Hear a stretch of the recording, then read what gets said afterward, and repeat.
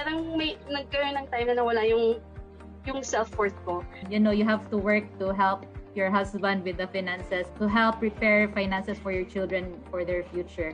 It feels like hindi ko alam kung paano ko mag-gain yung confidence ko. Pag naging mom na sila, parang nawawala na yung career path nila. FHMoms was founded with a goal to help women, especially moms, to pursue their careers and dreams while staying at home. FHMoms is a women community that welcomes Filipino women ages 18 and above. We support and equip women with the mindset and skills that they need to be empowered and inspired to reach their goals. We have free webinars and online courses about freelancing, entrepreneurship, parenting, and personal growth. We have programs for scholarship, apprenticeship, job matching, and equipment assistance that they can also look forward to. With over 370,000 members globally and over 17,000 students, we continuously provide services, programs, and projects to support the community. We make it happen with the help of our sponsors, partners, clients, affiliates, and collaborators who believe to the mission of FHMoms. Helping a mom would help the whole family. Join us with our mission of changing lives one mom at a time.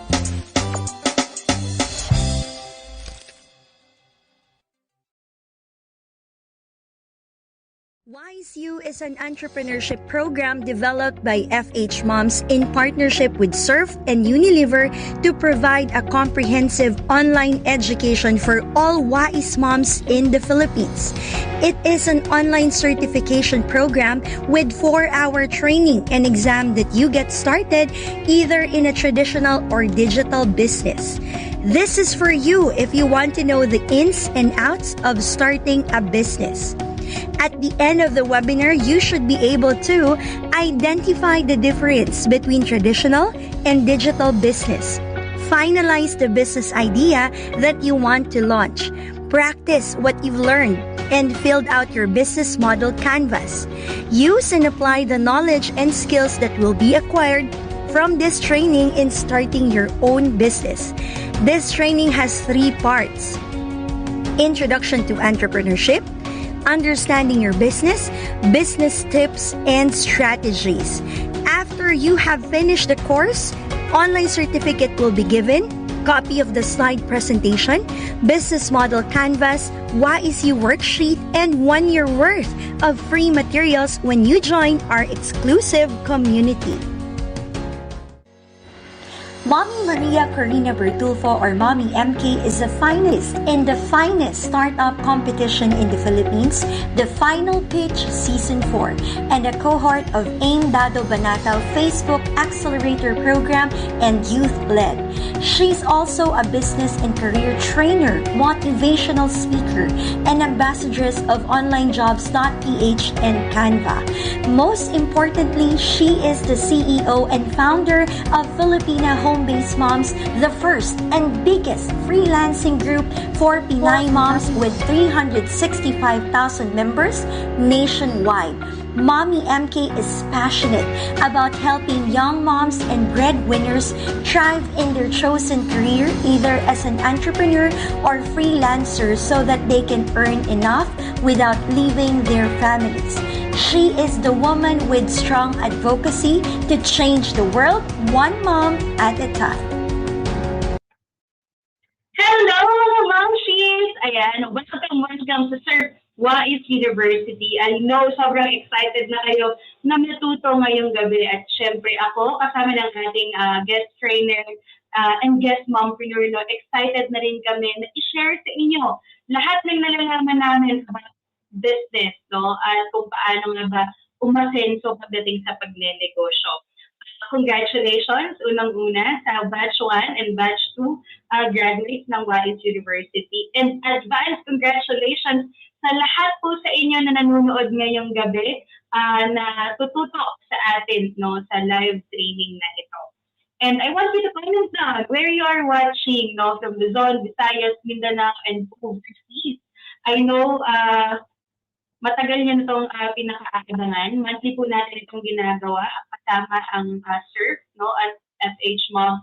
Inihanda po namin ito para sa inyo. Bukod sa learning, meron po tayong mga prizes, meron po tayong mga free materials na marireceive nyo, lalo na kapag first time nyo, no? Napakalaking bagay po nito. At kami po sa FHMoms at Surf, layunin po namin na talagang matulungan kayo, maalalayan kayo sa inyong entrepreneurship journey.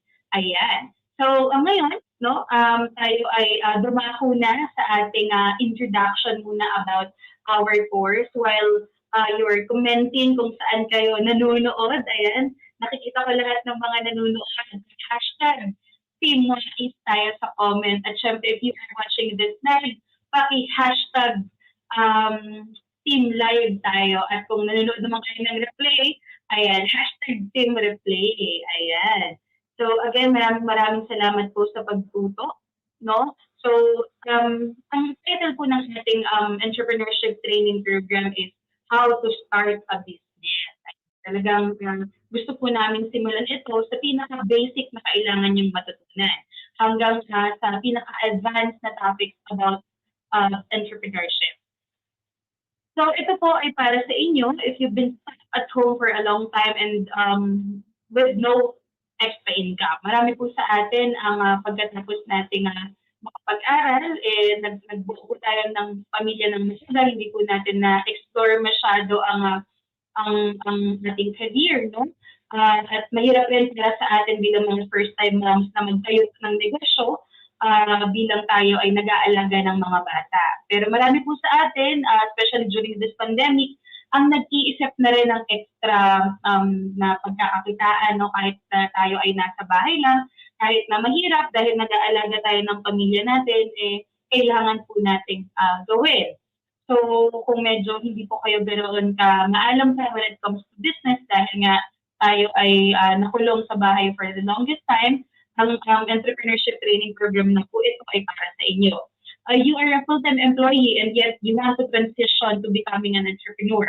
So marami naman sa atin, no, ang nakapag-pasok sa iba't ibang mga companies, no, kumbaga tayo ay nasa corporate world for ilang years. However, hindi naman natin alam kung paano magsisimula ng business kasi syempre magkaibang mundo po yun. Kumbaga tayo na yung magiging boss ng ating negosyo or company. So magiging mahirap sa atin kung wala tayong experience. So, malaking bagay na tayo po ay makakinig nitong ating entrepreneurship training para makapag-transition po tayo from an employee to entrepreneur. Kaya kung kayo naman po ay isang OFW and then you wanted to go back in the Philippines at magsimula ng negosyo, o di naman po kaya, gusto niyo pong magkaroon ng idea anong negosyo ang po pwede niyong simulan kahit na kayo ay nasa ibang bansa, no? Ang mga kamag-anak niyo ang aasikaso ng inyong negosyo, pero at least alam niyo po kung kumikita o hindi or itutuloy niyo pa ba or hindi. Kasi nabalitaan ko po at alam naman po natin lahat na marami sa mga OFW natin na kababayan ang sinisikap na magkaroon ng negosyo ang kanilang mga family members dito sa Pilipinas. Unfortunately, nalulugi no? Kasi nami-mismanage ng mga kamag-anak o kaya tayo po mismo ng mga OFW ay hindi na rin natin mabigyang pansin yung mga businesses na itinayo natin habang tayo ay malayo. So good news kasi marami na pong mga digital businesses ang pwede po natin gawin na ituturo po natin later. And of course, if you are a traditional business owner, no, and then you wanted to learn additional knowledge na pagdating sa pagbibusiness kasi nag-i-evolve po ang business, no? Kung dati nasanay tayo sa mga negosyo na mayroong physical na pwesto, no? O di naman kaya ang mga marketing natin yung traditional na mga strategies, no? Ngayon po kasi ay napakadami na online. So, bukod po sa mga traditional na business ideas, maigi rin po na malaman natin ano pa yung mga iba nating options na po pwedeng i-explore. So, in short, ang entrepreneurship training program po na ito ay para sa lahat. Iniimbitahan po namin lahat ng mga momshies, no? Lahat ng mga kababaihan na sumali dito sa entrepreneurship training program. Maaari niyo rin po itong i-share sa inyong mga kaibigan na kilala kamag-anak sa mga husband po natin para kahit paano, masuportahan po nila itong gusto natin gawin sa pagnenegosyo. make sure to share this live, no? And of course, tag your 3 friends to get a chance to win, of course. And of course, yung mga nag-share din po ng ating live, ay nakakari rin pong manalo ng mga courses po natin. Na-i-announce rin po natin ang winners right after this training. Ayan, kaya tag lang ng friends, share this live para manalo po tayo ng mga prizes. And why do you think it's wise naman to take this course? Mami MK, paano ba yan? Wala na akong time. Gusto kong matuto, pero hindi ko mapapanood yung live natin ng tuloy-tuloy. Ano bang maitutulong sa akin ng course na to? I know, mahirap po para sa atin mga momshies na tumutok sa ganitong klaseng live training, pero huwag po kayo mag-alala dahil may recording naman po ito. Mapapanood niyo po ang replay. Ang Wais U training program po na to, no, it will promote confidence and gets you motivated in pursuing your own business.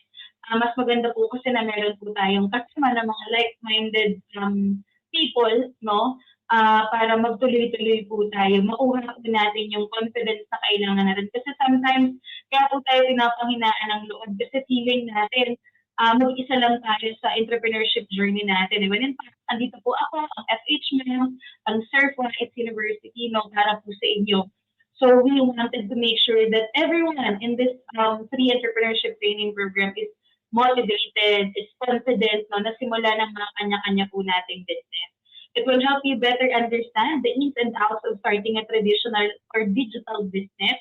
Kagaya nga po ng sinabi ko, no, hindi po namin kayo papabayaan. Kasi ako po mismo, ang dami ko na pong mga negosyong naranasan. So, mamaya i-share ko po sa inyong entrepreneurship journey ko. Ano yung mga naging challenges ko, ano ko po nalampasan ito, no? Ano ba yung mga wish ko na sana inalaman ko bago pa ako magsimula ng negosyo. So, lahat ng ins and outs, isa-share po natin yan sa inyo. It will give you a better chance to be successful in the business that you want to launch. Marami po kasi sa atin, no, ang nakakabalita na merong ganito-ganyang negosyo na po pwede po natin gawin. However, hindi naman po natin sure kung legit ba or hindi. O di naman po kaya kung kikita ba talaga o hindi. So, napakahirap po para sa atin na matimbang yun. So, with this entrepreneurship course, pati na rin po sa Team Wais alumni group natin, magkakatulungan po tayo para mabigyan po kayo ng idea kung ang isang negosyo ba ay magandang pasukin o hindi. Ayan. Kaya napaka-importante po ng entrepreneurship training na ito. But of course, at the end of this course, no, you should be able to identify the difference between traditional and digital business. Alam ko po, marami po kayong may encounter ng mga bagong terms sa duration ng training po na ito. Pero huwag po kayong mag-alala kasi unti-untiin po natin yan. Hihimay-himayin po natin yan. You should be able to finalize the business idea that you wanted to launch. Kung hindi pa rin po kayo sure, baka niyo po akong i-message para tanungin kung okay ba yung business idea na meron kayo. You can practice what you've learned and fill out your business model canvas. Later, ipapaliwanag po natin ano po bang meron dito sa business model canvas na ito at gaano ba ito ka-importante sa simula ng negosyo. You can use and apply the knowledge and skills, no, that will be acquired from this training in starting your own business. Lahat po na matututunan niyo rito, ako po ay 100% sure na inyo pong magagamit. Kasi ito rin po yung napag-aralan ko, natutunan ko, no, sa aking halos 5 taon na negosyo. No? More than pa nga kasi simula pagkabata ako, exposed na ako sa kung ano-anong negosyo. Again, ito po yung overview ng ating topic. Meron po tayong 3 part. Una po dyan ang introduction to entrepreneurship. Pangalawang part ay understanding your business. Pangatlong part, no, is yung mga bonus na natin na topics, no. So, hindi ko lang ito na-edit, pero this is the legal and business registration tips from attorney Raymond Rodis na ating guest. Ayan. So, kung inyo pong mapapansin, ang atin pong Certified University Entrepreneurship Training Program ay nagpapalit-palit ang Part 3 na topics. So, noong February, tayo po ay nag-discuss about business tools. Maaari niyo po itong mapanood ulit, no, ang replay sa ating Facebook or YouTube channel. Puntahan niyo lamang po ang FHMoms. Noong March po, tayo po ay nag-discuss about digitalization tips. Ngayon pong buwan, yan, legal and business registration naman. So, abang lang po kayo kasi sobrang dami pong inihanda ni Attorney Raymond para po masagot ang inyong mga katanungan sa Q&A din po natin. So, meron tayong finance tips, social media marketing tips, digital advertising, sales, HR management, leadership, business operations, data analytics, no, na sikat din ngayon, and of course, pitching your business. Kung kayo po no, ay interested, hindi lamang pagdating sa business, no, pati na rin sa freelancing as a business, napaka-importante po na tayo ay marunong, no, matuto po tayo ng pasikat-sikat ng entrepreneurship. Kasi always remember na ang mga clients po natin ay mga entrepreneurs, mga negosyante po sila. So, kailangan meron po tayong the same mindset with them. Ayan. So, what will you get in this free entrepreneurship training program? So, you will be receiving an online certificate once you finish the course and the assessment. So, pagkatapos po nitong training, kayo po ay maaari nang mag-take ng exam sa Wais University. You can get a copy of the slide presentation para mabalik-balikan niyo po, no? And then ma-review kung kayo man po ay decidido na magsimula ng inyong mga negosyo. Ang business model canvas na ipapakita po natin later, i-reveal natin yan kung paano fill out that. And of course, the worksheet, 1 year of free materials when you join our exclusive community. At wala pa po dito yung mga prizes naman po na po pwede niyong mapanalunan sa ating games, no? Tignan mga giveaways na mamaya ko naman po i-explain. Ayan. So ito po yung mga list of free materials. Kung inyo pong mapapansin, nakarami po nito, no, na inihanda po ng FHMoms team para po sa inyo, no, para maging guided po kayo. So, hindi ko na po isa-isahin ito, pero halos lahat po ng department ng isang kumpanya, isang negosyo, ito na po yung lahat ng kakailanganin nyo. So, napakalaking tulong, no? At sigurado po ako na kayo po ay nagsasayang naman habang kayo po nanonood dito ng ating training, no? Sa dami ng makukuha natin sa Surf Wais University. So, paki-comment naman dyan, #TeamWais para sa mga excited ng matuto at umasenso sa ating training program. So now, let's get started para sa introduction naman ng ating pinaka-training, no? So gusto ko muna i-share sa inyo, of course, my own story as an entrepreneur. Maniwala po kayo sa hindi, elementary pa lang po ako ay talaga namang ako ay exposed na when it comes to entrepreneurship. So ako po ay nagbebenta ng mga prutas, gulay. Ito po ay noong mga panahon, ang aking nanay ay meron ng ovary cancer. So kami po ay talagang naghirap. Nabenta po namin yung mga ari-arian din namin, no? Yung bahay namin na paupahan. Talagang isang kahig, isang tuka po kami nun. Kaya no-share po, nagsikap kami na kumita kahit pa paano pang araw-araw nagbebenta po kami sa Bicol pa, no, ng mga prutas at gulay. And nung high school naman po, ito po, wala na po akong nanay nito, kasama ko na lang po ang tatay ko at aking kapatid. Kapag ako ay nasa school, nagbebenta naman po ako ng mga yema. Nung mga panahon na sumisikat ko lang ang K-pop, ayan, nagbebenta lang ako ng mga kitchen, kung ano-ano sa mga classmates ko kasi wala na po akong pamasahe. Same thing with when I reached college naman, no, nagbenta naman po ako ng mga bread, ano-ano lang rin po. Nung mga panahon naman ako ay nag-opisina na sa call center, lahat po ng may brochure, mainit, no? Alam niyo po yan, kung ano yung mga merong brochure na direct selling, meron po ako yan, binibenta ko po yan. Meron rin po ako mga makeup products at nabibenta rin po ako ng mga rice meals, no? So, kung ano po, pinasok ko, nag-real estate pa ako nito kung tatay ko real estate din. So, lahat po nang po pwedeng i-racket, no, nilaraket ko po talaga ng mga panahon na yun. Unfortunately, dahil tayo po ay bata noong mga panahon na ito, hindi naman po ako masipagtayo ng full-blown na business. No? So, mga maliliit na ganito na benta-benta lang. And ako po, hindi po ako nahihiya na i-share sa inyo na dito po ako nagsimula. Kasi masasabi ko na ito po yung training ground ko eh. Yung small beginnings ko. Dito ako nagsimula at napakalaking pasasalamat ko sa mga taong tumulong sa akin na kumita, no? At matuloy-tuloy ang buhay kasi napakahirap nga po noon.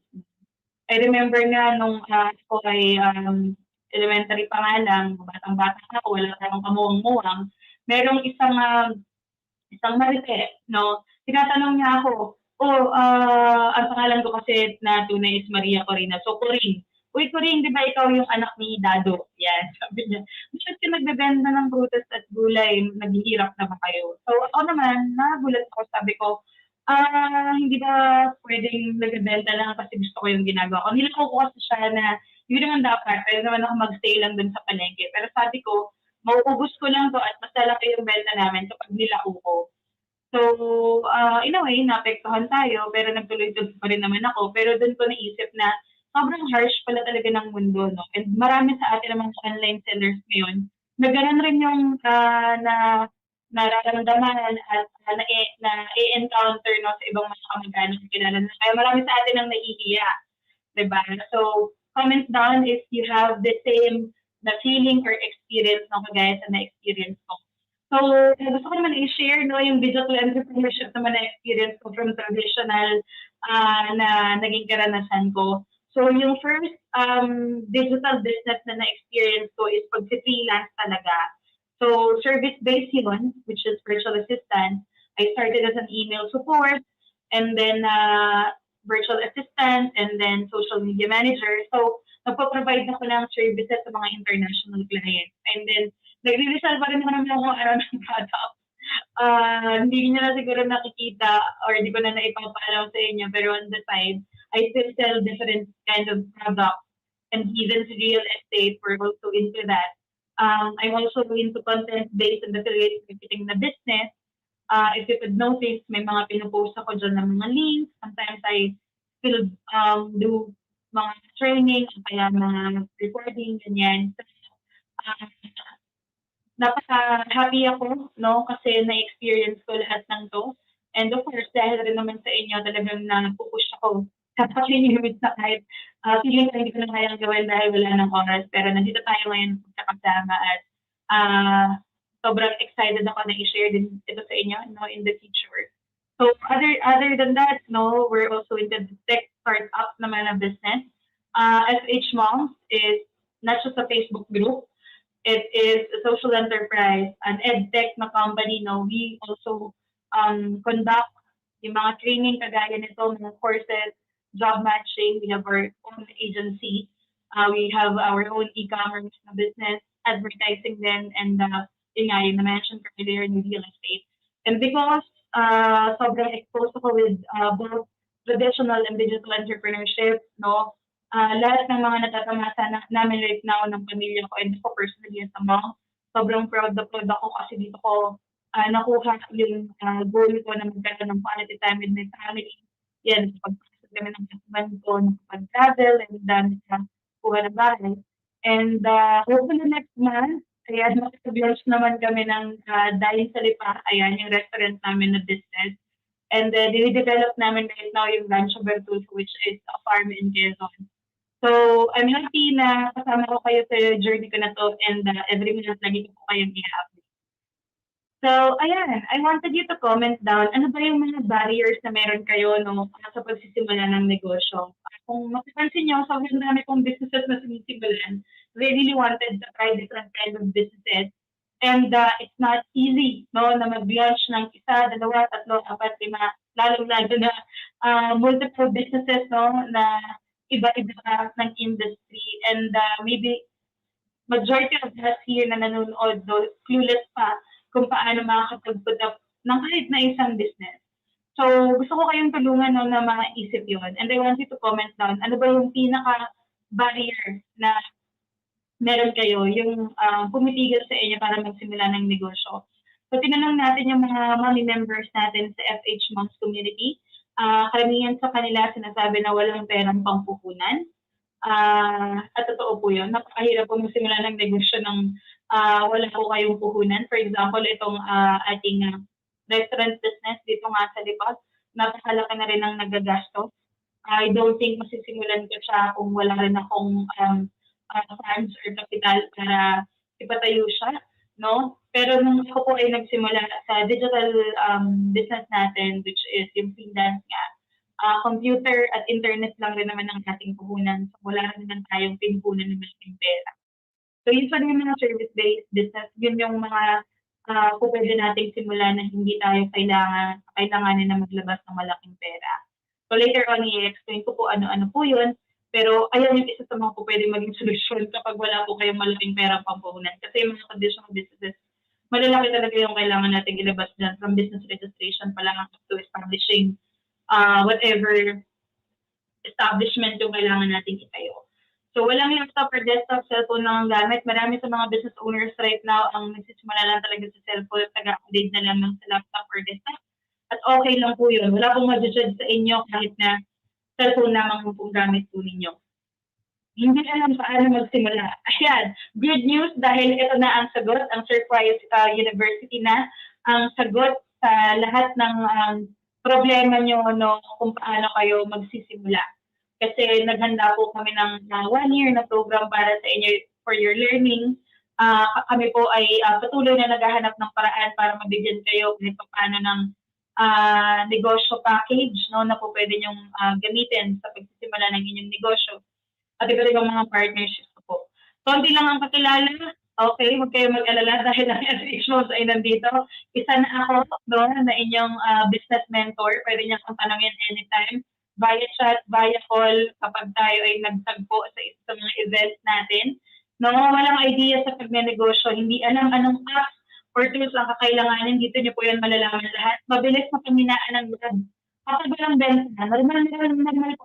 Kahit ako po ay nakakaranas rin ng ganito kahit na sobrang dami ko ng nagawang negosyo. So, huwag po kayong paminaan ng loob kasi normal po yun. Sa lahat ng business owners, dapat po lakasan po natin ang loob natin at dapat magtuloy-tuloy lang. So, hindi ganun ka-techy, okay lang yan dahil lahat naman po ay nag-aral. And again, nandito ang FHMoms para turuan kayo. Walang skills pagdating sa sales o pagbebenta. Ang sales na skills po no, ay madaling matutunan. Kahit na kayo ay introvert, lalo na ngayon na digital na, pwede nyo nang maibenta whatever products or services ang meron kayo via chat, via email, no? Hindi nyo naman kailangan mag-isa-isa ng, kumbaga, magbahay-bahay kayo or may physical store para lang magka-sales, hindi po. So, ang dami na po pwedeng gawin para sa ating mga wala pang ganun bonggang sales na skills ng pagdating sa pagbebenta. Pati rin po yung mga nahihiya dyan. So, hindi naman po kayo para biglain, no? At sabihin ko sa inyo na huwag na kayong mahiya. Talagang mahiyain kayo.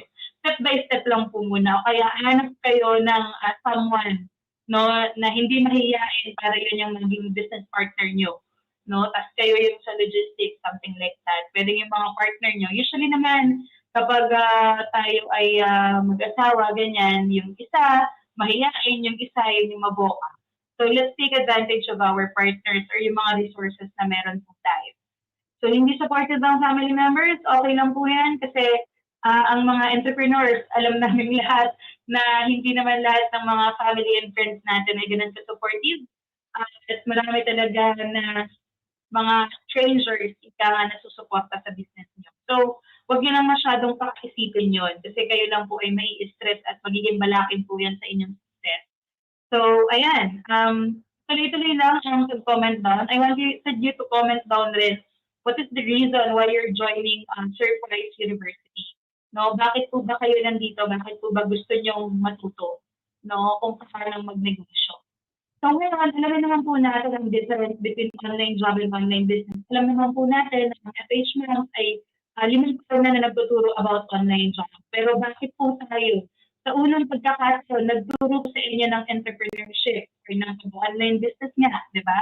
So ang online job po, kayo po ay mamamasukan sa mga local or international na mga client as an employee. Okay?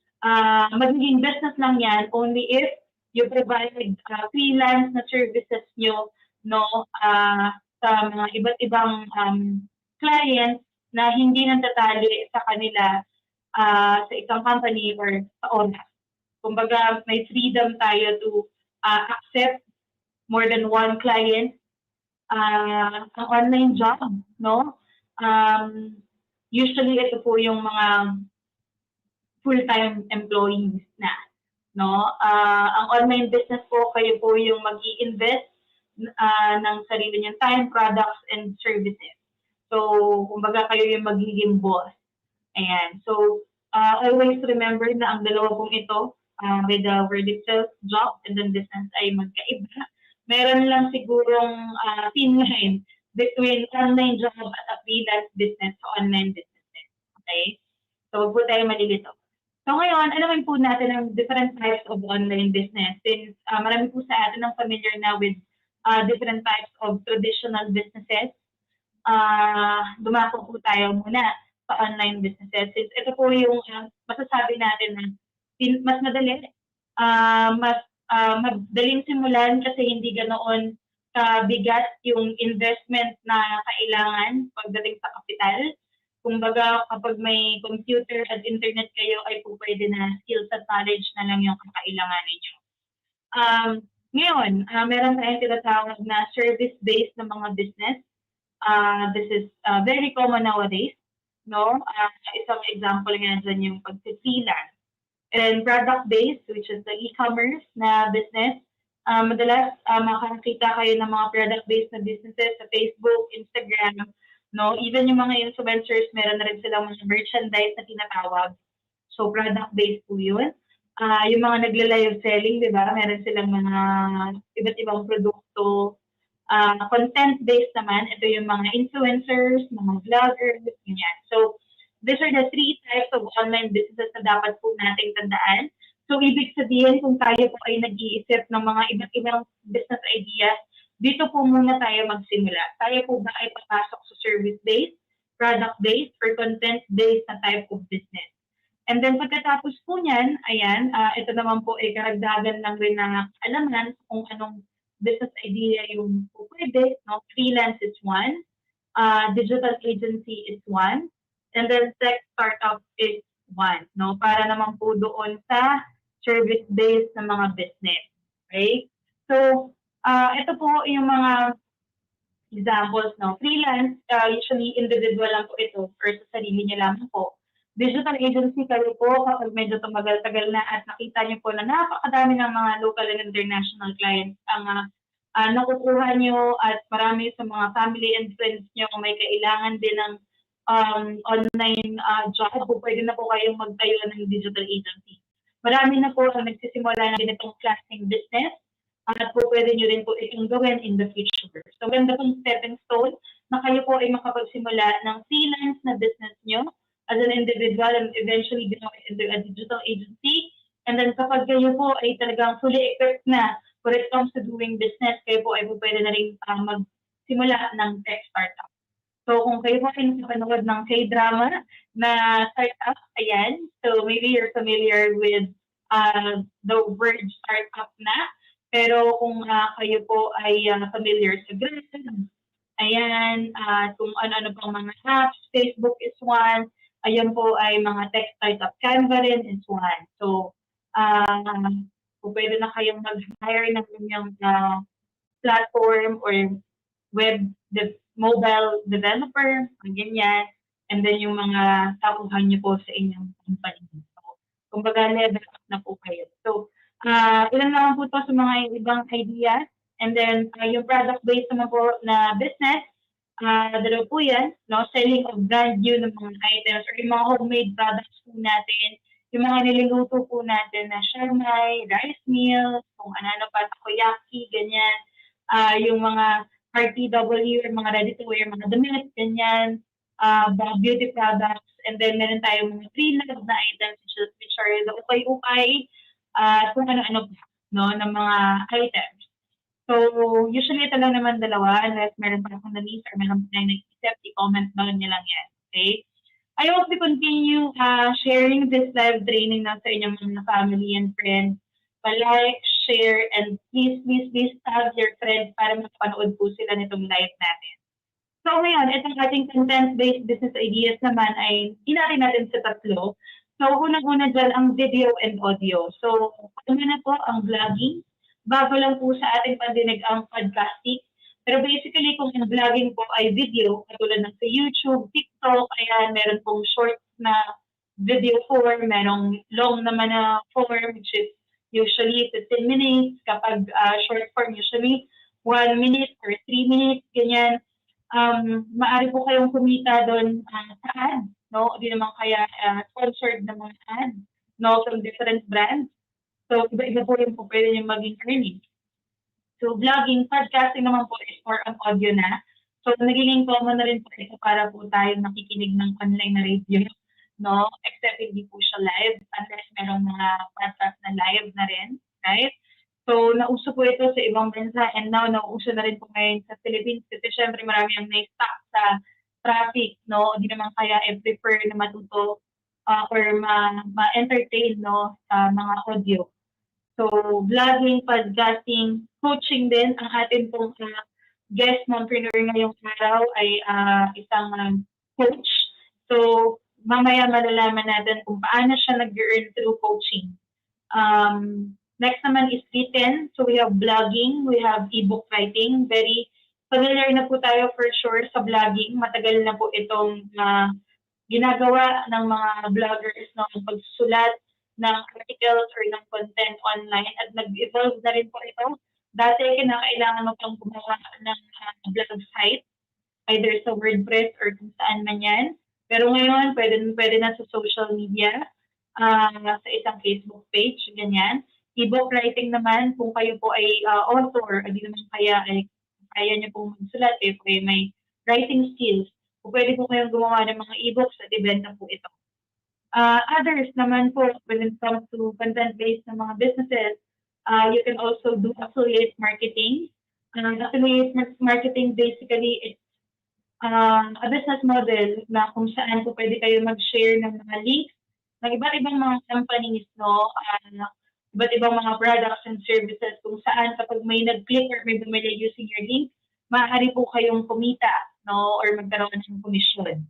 So, isang business na rin po yan na ginagawa ng napakaraming tao na dahil po nag-boom ang e-commerce. Ay, sinama po natin dito ang community building, just like what we're doing in FHMoms. Marami po kayong po pwedeng gawin so that you can earn, no, through your community from doing events, doing live na training, content, kumbaga combination na ng lahat, no, through your community. So, ayan, these are just few examples na po pwede niyo pong gawin when it comes to content-based businesses. Now, dumako naman po tayo sa business structures. Na ito po ay, ito pala nag-rin naman ni attorney Raymond mamaya po sa part 3. So, atin po munang dadaanan lang.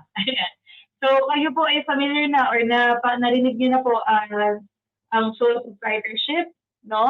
Kung saan yan po ay solo, partnership, yan, of course, dalawa.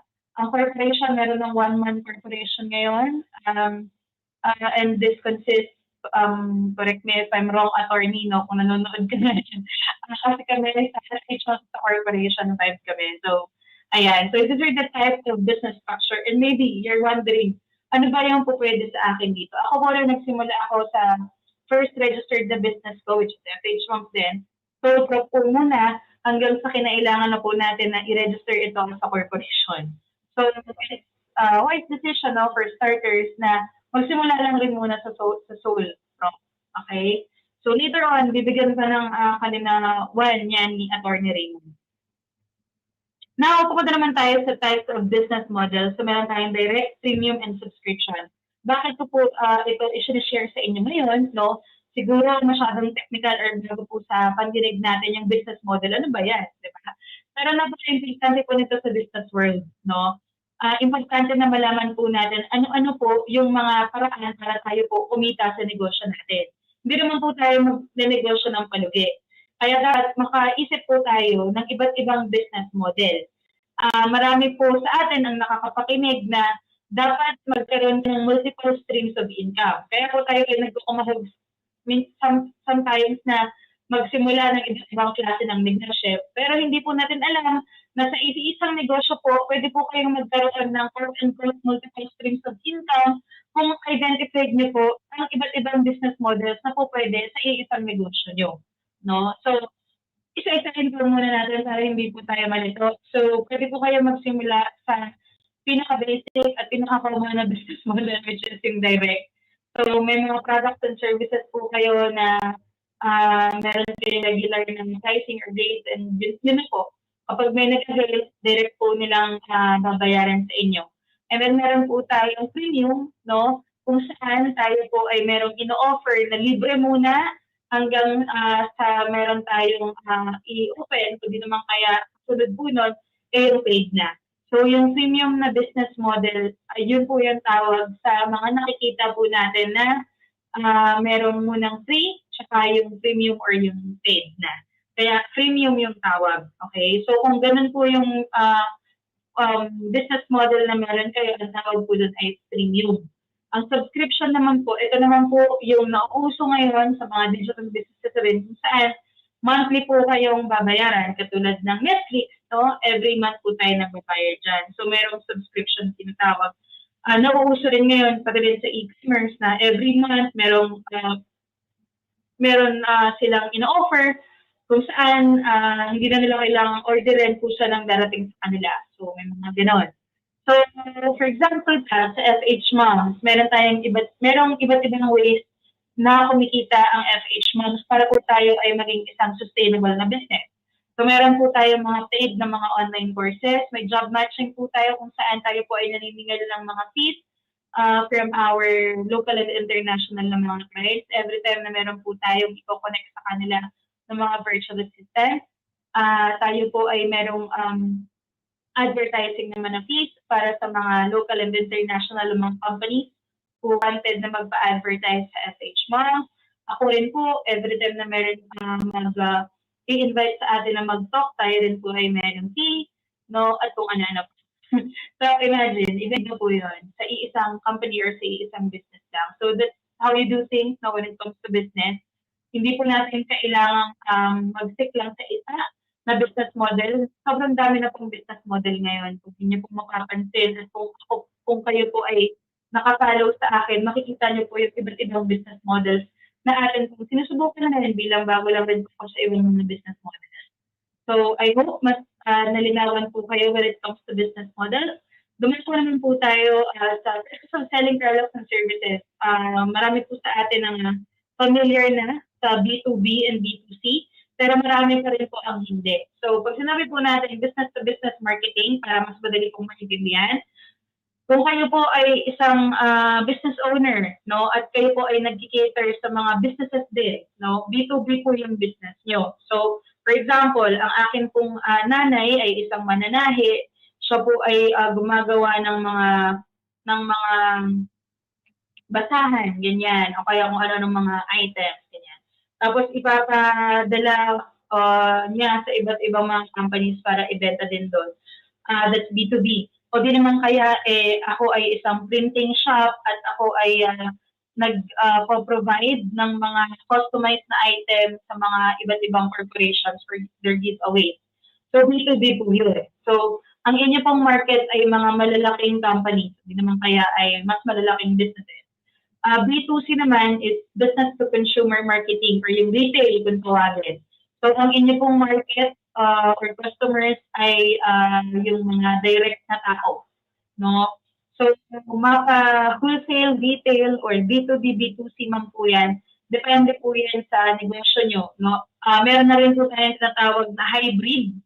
So, ang FHMoms ay may ituturing pong hybrid dahil tayo po ay nag-cater both B2C and then B2B. So, sana po nagkaroon po kayo ng idea about process of selling products and services. Ayan. Now, ayun. So, tayo naman po ay dadagpunan sa ating first game, okay?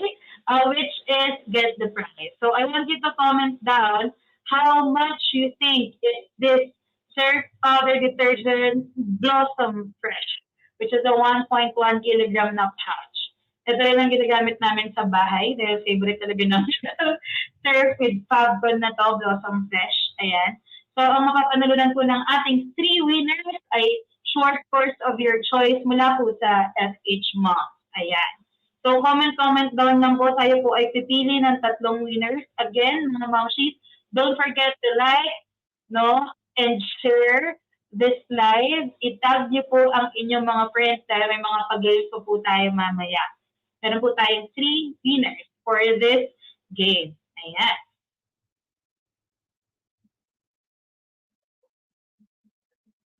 Naku, mukhang mahihirapan kayo dito Titingnan natin kung sino ang mga suki ng Surf with Babon sa ating mga mom sheets. Ito po ay makikita nyo sa isang e-commerce na site. Obvious na obvious naman.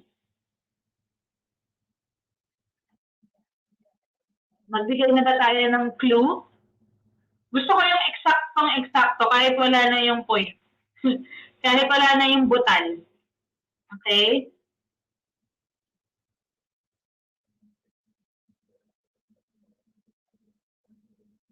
Alright.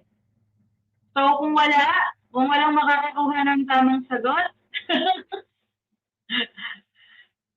kahit yung pinakamalapit na. Ayan. Mukhang medyo napahirapan ba namin kayo dito sa ating game na to?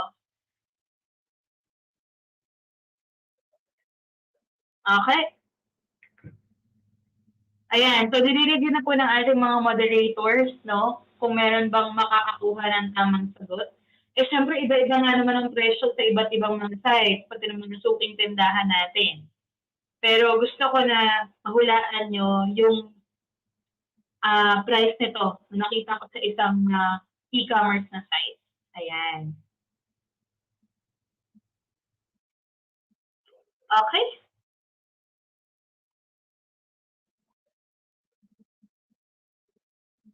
Alright. So the correct answer is 112.15 pesos. Ayan. Congratulations kay Mami Erica. Mukhang si Mami Erica lang ang nakakuha ng tamang sagot. Okay, si Mami Erica Marciano. Okay lang yan. I-reserve na lang natin yung 2 short courses na prices for later, no? Kasi mas madali na yung susunod. I guess. Sana makuha niya na ng mas mabilis. Okay, so alam ko na bigla kayo dyan. Usually kasi mas madali lang. Pero we will have a quick break muna. I know medyo maraming kailangan i-process. Naisipan ko magtinda ng pagkain. Yung anak ko, siya na yung naging assistant ko. Kasama ko po siya nagla-live selling ng mga damit. Siya talaga yung kasama ko sa pag-aayos sa mga paninda namin sa ukay-ukay. Bakit nagsisikap pa rin kayo magnegosyo? Wala kasi akong narating sa buhay Ayoko din na maghirap sila in the future. Ayoko matulad siya sa akin. Nay, meron po kaming munting sorpresa para sa inyo. Ma, okay nga ba maging katulad mo? Naku, nak, simutin mo para makarami tayo ng benta.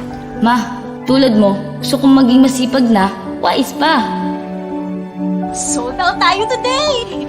Ay, Mami! Blow out naman daw!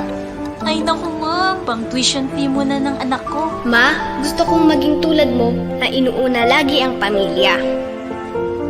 Ma, kumpleto na ibebenta natin. Tuloy na dream negosyo mo. Salamat sa tulong, Hanak. At higit sa lahat, tulad mo, tutuparin ko ang aking mga pangarap. Ma, salamat po sa lahat. Ang sakripisyo ninyo, idol kita, Ma. Love you, Mommy. Love you too. Katuwang mo ang surf sa pagiging wais sa buhay at sa paghahanap ng ekstra kita.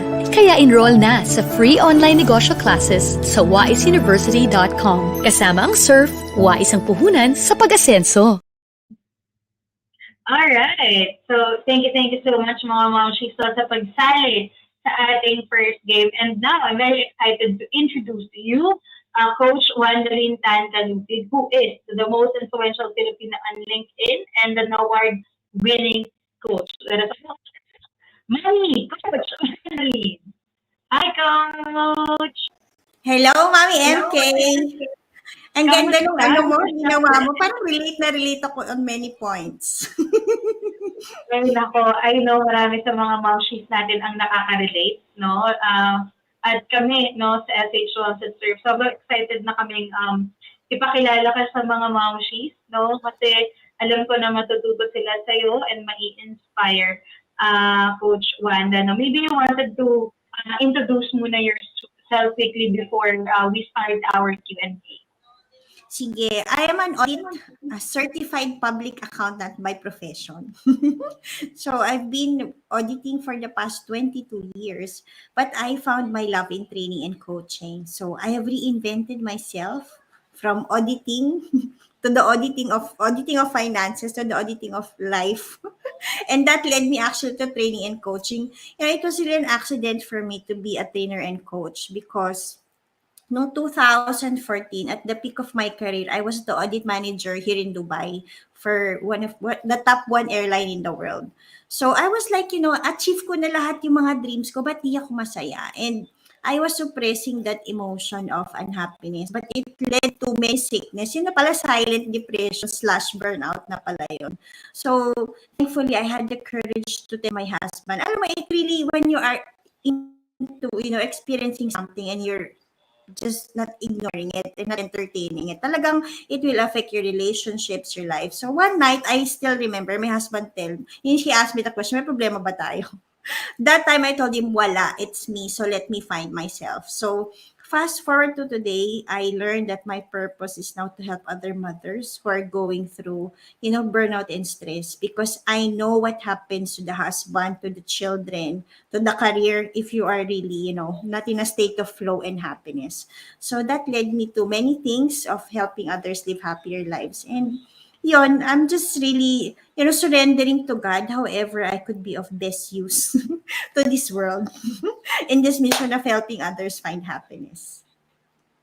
And ako, relate din talaga ako. Na actually, I also experienced that with my husband. Yung mga times na tinatanong niya ako kung okay pa ba kami, okay pa ba tayo. No, may mga ganong check-ins din talaga. True. Yung mga moms rin natin, nakaka-experience din ng ganon. And may mga tatanong sa sarili. Sometimes we experience mom guilt din, no? Especially for working moms. Before ka lumalim sa Coach Wanda ang ating chikahan for tonight, no? We wanted to know more about what you do, no? As a mompreneur. So you mentioned earlier you're doing coaching, no? Maybe you can share more about what is Working Moms Academy. Ayan. So actually, it was may nagdidilig sa taas. During the pandemic, I had the idea na napaburnout na naman ako. Then I realized na, wait, a lot of mothers are burnout themselves. So I used that opportunity na, I spent so much money to reach the level of sanity that I have now. And naisip ko, why not start something that could help other mothers? Para yung hindi na nila pagdaanan, for me to really be happy and healthy and whatever I have now, it took me so much time, money, and energy. So sabi ko, let me now teach others. So that's how Working Moms Academy started. And I actually joined a virtual hackathon. It's the first, Southeast Asia female founder competition. So doon siya nagsimula sa of helping mothers because I know when you change a mother, it can impact generations to come, di ba? So, dun siya nag-start talaga with that idea. Thank you for sharing that. Now, actually, we share the same vision with FHMoms. And of course, Sir, bilang ilang taon na rin sila tumutulong sa mga wais na misis, mga wais na momshies natin, no? And thank you for creating Working Moms Academy. And I'm sure marami na rin natulungan, no, ang iyong online school na mga momshies na nahihirapan sa kanilang mga career. And we wanted to know you better, no? Maybe, Coach Wanda, you can share naman your story. Sino ba si Coach Wanda before ka maging entrepreneur? Ayan. So, na-share ko na, ulitin ko lang. So, I was an audit manager. And then, yun na nga, sabi ko talaga, I started actually volunteering only on my free time during weekends. Turo ko nga lahat yung mga pinag-aaralan ko. But then, when I saw during my coaching and training, the successes of my students, yung nadoble yung sweldo niya, the other one, she became, a top notcher in the world. Sabi ko talaga kay Lord, Lord, I think this is what I'm gonna do until my old age. So, I'm better kasi nga I want to take care of my children. So before really working Moms Academy, I am into auditing and then I shifted into becoming a full-time housewife. But also, na-realize ko, in few months lang kasi I'm working for 16 years straight sa corporate tapos biglang full-time housewife. Hindi ko rin pala kaya. So I started my freelancing journey, right, maybe 2 months after leaving corporate with the same company I work with. So I had a discussion with my boss na, I still want to continue what I'm doing. So can we just work freelance? So doon ako nag-start mag-freelancing. Then I started to do training na and there. So yun yung short story ko. Nice. I am also interested to know ano naman yung naging inspiration mo. Kasi as moms, usually we would say na ang inspiration talaga natin is our family. Pero for someone like you, who came from the corporate na background, no, and shifting to freelancing and establishing your own online career, and you don't have any experience with that kasi for the longest time nga nasa corporate ka. We're curious to know, ano yung naging process mo in terms of getting the motivation, the inspiration, and finally, pushing then yourself to entering the freelance business and coaching industry, which is, far different from the corporate work. Actually, until now, I'm still employed, but I'm still doing training and coaching. So, siguro my motivation is always my children. Kasi I have 2 girls and I always tell them, I'm doing what I'm doing now because I know whatever, I start, they will follow. So I want them to know na, you don't really, you have to follow your heart, what your heart is telling you to do. Kasi di ba, ang normal trending, okay, you study hard, you work hard, you find a good job, you marry, you buy this and buy that, and then just wait for your retirement. What I was telling my children, I think, you can live life the way that you wanted to, and I want to be a living example of that. So I continuously disrupt myself. I continuously reinvented myself because I want to tell my children, there's a lot of gap in terms of salary, in terms of, the way we women are treated. And I want my children to know that there's nothing and no one that can stop them from achieving their dreams. And that's why mommy want to start digging those those holes na kung kaya ni mommy, kaya nyo din. This is what I always tell them. And I always tell other women the same. If I can do it, I want to tell you can do it. So I want to be an example of what's possible for other people. Nako, sobrang nakaka-inspire, especially for first-time moms na nagda-doubt sa mga sarili nila, and thinking, ano ba yung pwede kong gawin para maging proud sa akin? Anak ko, ganyan. May mga ganyan tayong drama mga momshies, no? And I wanted to ask you, Shwanda, what is your biggest challenge in establishing your coaching business? And the reason why I'm asking this is because for someone like me who's also in coaching na business, kasi I do consultations na for local and international mga companies and even individuals, either for their career or their business, ganyan. Nahirapan ako.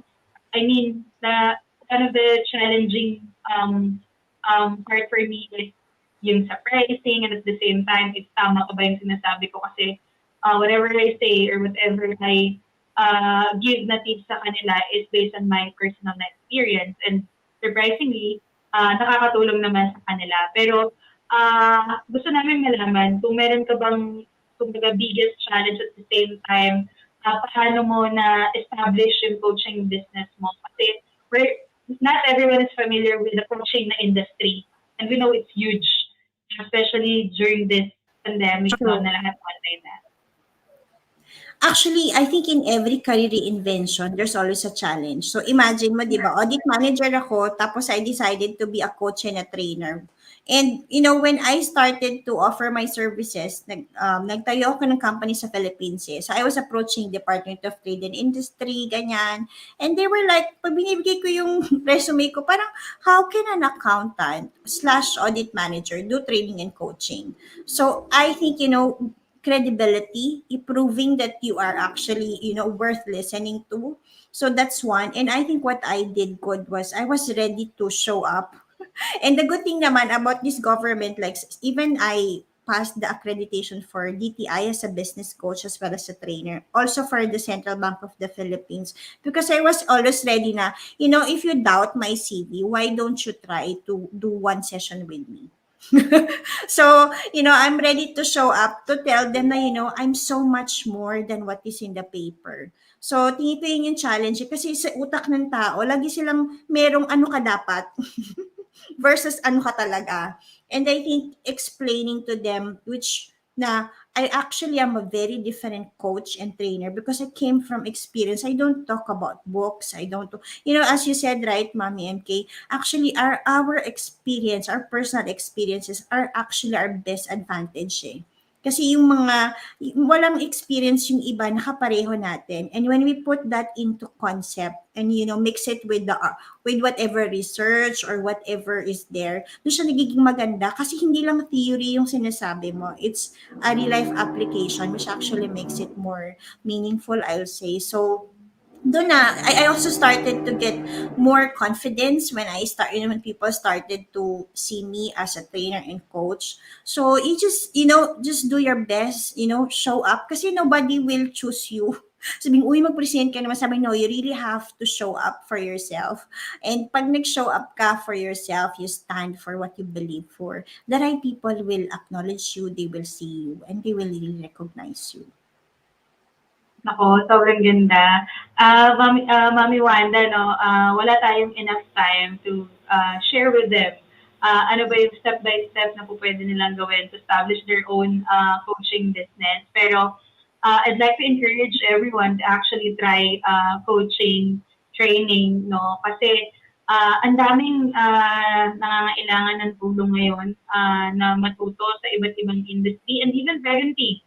Marami na rin ngayon ang mga coaches or mga trainers for parenting, freelancing, lalong-lalo na as well as business.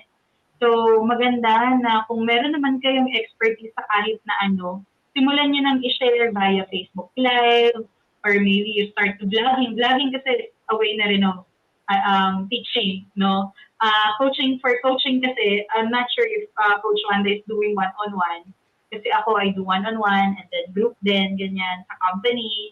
So, how about you, Coach Wanda? Ano ba yung format ng coaching services mo?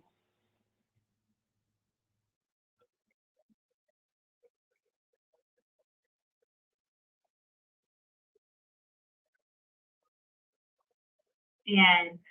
I think may slight delay with... Mommy MK, can you hear me? Medyo nawala ka doon. Nawala. Nabutahe ako ng system. No, sige, go ahead. Tomorrow, actually, meron akong live with FHMoms. It's called 3 Massive Mistakes, Why You're Not Getting Hired and How to Fix Them. So, I shared yung 3 problems normally why you're not getting hired. It's, the confidence, the clarity, and also the consistency. And I also shared, paano mo gagawin yon? And also, actually, I'm launching the Nail Your Niche Moms program with FHMoms. Kasi napansin ko, I was actually promoting the LinkedIn Mastermind. Pero kasi ang problema ng most mothers, yung hindi sila klaro, ano ba yung una nilang gagawin? And kasi tayo mga babae, we have the gift of multitasking. And because of that gift, we ourselves are confused. Ano ba yung best? And that is what I want to help mothers na, ano ba yung number one that help you find out from your heart what's the right niche for you, because a lot of people will tell you what to do, the niche analysis, avatar, whatever. It's all logical but there's something in your heart that really will tell you ano ba yung para sa iyo. Kasi yun yung alignment ng purpose and passion mo which can definitely give you the profit later. So, yun yung sa akin. Training and coaching could be for you if you're really into speaking and into, if you really want to help others. I think training and coaching one's the best way to do it kasi it's transformational and the impact is really beyond words. Ayan, thank you, Coach Wanda. Maybe you can share naman your message for all the moms who's watching who's interested to start their own coaching business. Or maybe try freelancing, no, as a business rin, no? Go ahead. Siguro my best advice is to, listen to your heart. I mean, I've always lived in my head because I've been logical, so logical, but I think that was my biggest mistake. But when I started to align everything that I do from my heart, then, it has more meaning kasi it's what I am meant to do. It's where God speaks. So, ask your heart, gusto ko ba talaga itong ginagawa ko? What am I really meant to do in this world? Kasi there's something called ikigai in the Japanese concept, right? Which is just it's a clear intersection of what you love to do. How can you be paid for it? And, how can you best serve the world with the unique qualities and experience you have? And I want to tell also women, specifically mothers, you're much more than a mother, right? There's so much that you can do in this world, and you find it and then do that, what you're meant to do. And yun na, yung money, yung joy mo, it's always beyond words kasi nga, you're in alignment to what you're called to do in this world. Ayan, thank you so much, Coach Wanda. Ang dami kong mga nakikitang comments dito sa comment section. Sobrang dami daw nilang natutunan sa'yo. Ang dami nilang takeaways. Ayan, thank you so much po sa lahat ng nanonood ngayon. And of course, manonood daw sila ng mga future webinars nyo with FHMoms. Ayan. And Coach Wanda, maybe you can invite our live viewers to follow your social media. Yes, you can best connect with me on LinkedIn. I am on Facebook, but I'm mostly on LinkedIn.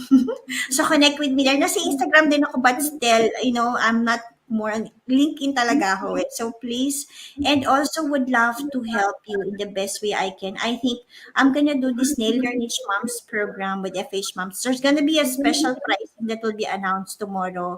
And actually, you can register as well. This is the lowest price I could give. And, I will help you align your head to your heart so that your hand can really do what you're meant to do. So, in sa akin, and I just want to tell you that, there is something that you're meant to do, and you're here to make a difference. So I hope you find it. And excited ako kasi alam ko lahat ng tao, we have each unique gift to make this world a better place. So I hope that program could really help you discern what's God's, meant business or career for you. Thank you, Coach Wanda. Sobrang nag-enjoy kami. And thank you again for inspiring our moms tonight with your entrepreneurship story. Thank you so much. Thank you for having me. God bless. Bye. Bye-bye. Ayan, mga momshies, sobrang dami nating natutunan kay Coach Wanda. And I know, excited na rin kayo to meet our guest trainer. Pero, syempre, meron pa tayong part 2 sa ating entrepreneurship training program. Ayan, which is understanding your business naman. So, there are 2 types of customers and how to approach them.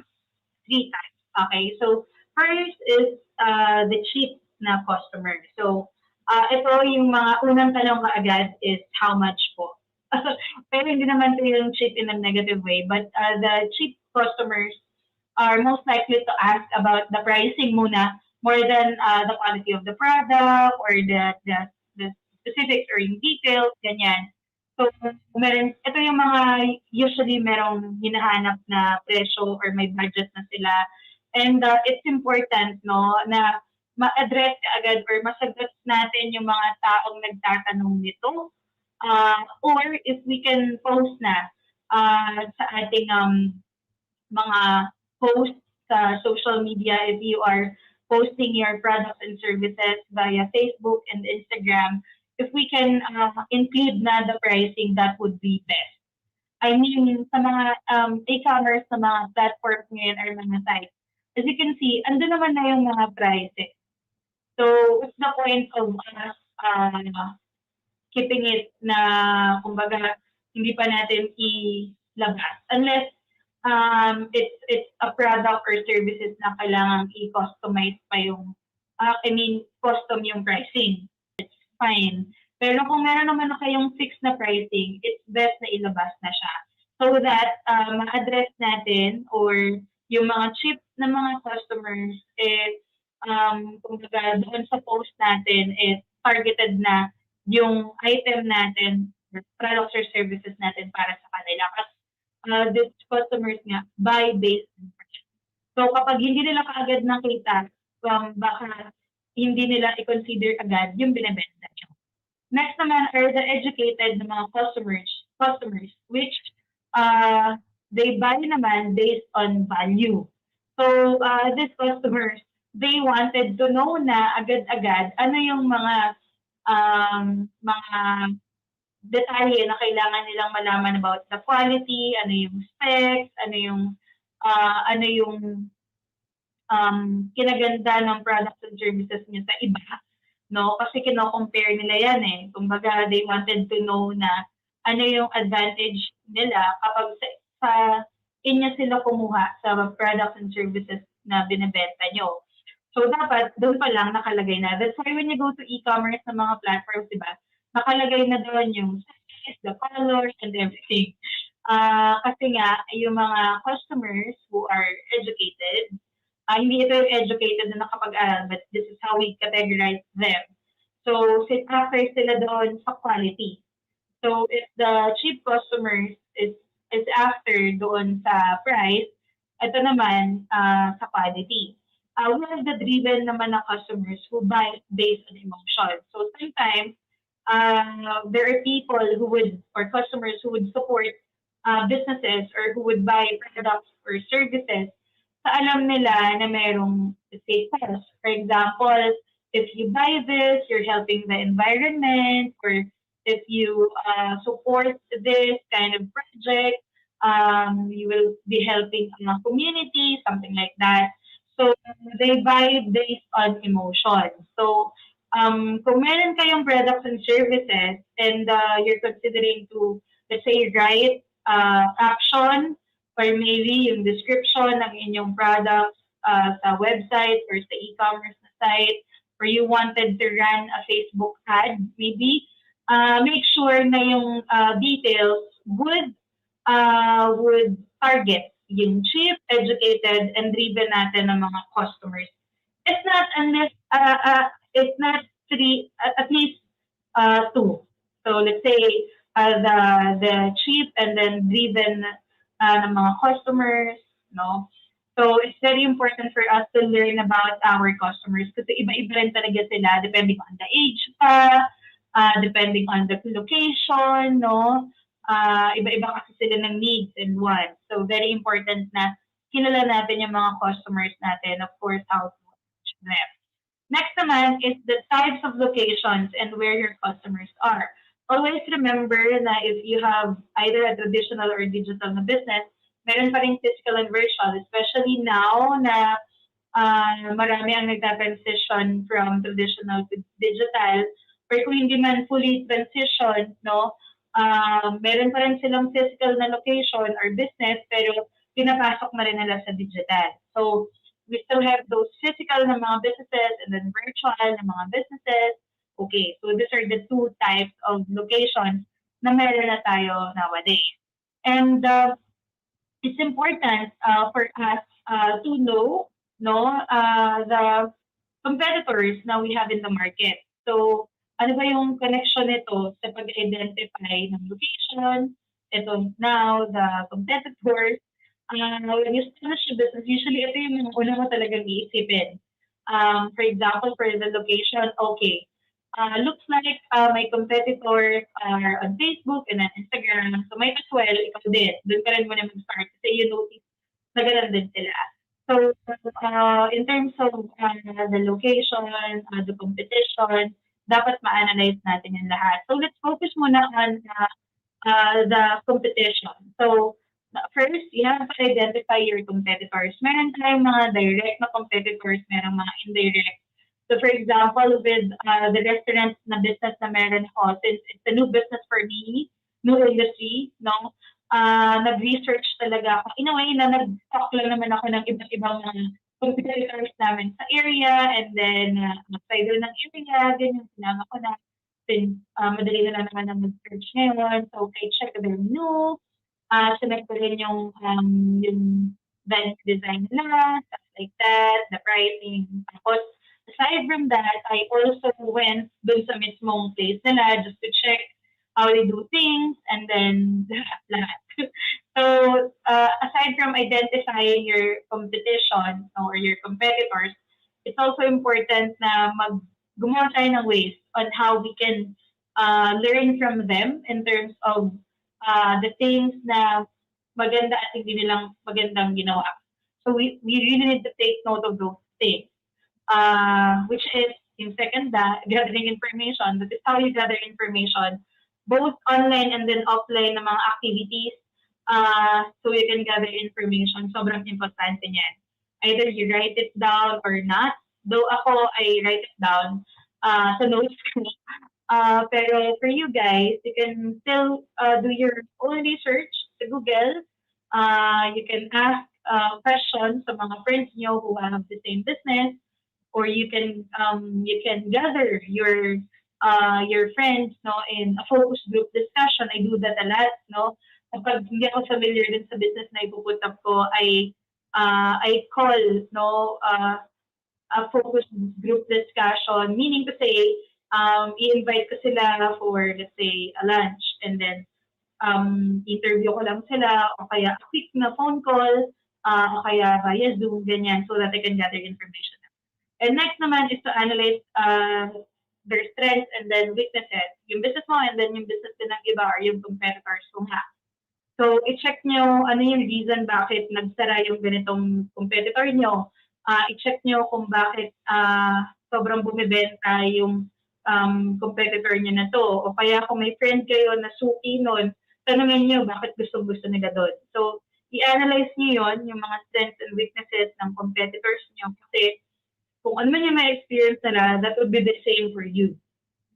So that's how you do things.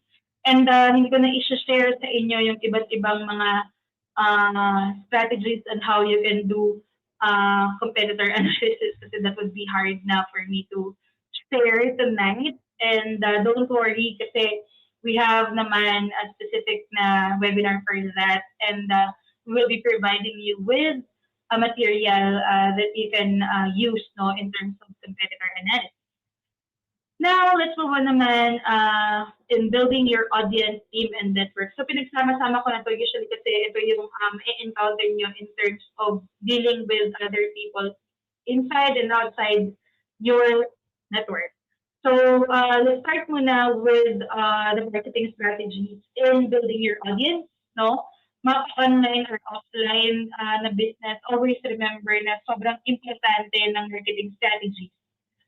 If you are not a marketer or if you don't have any background with marketing, okay lang yan. Kasi sometimes, kailangan lang talaga natin yung creativity on how we can do things, and of course, on how we can market our business.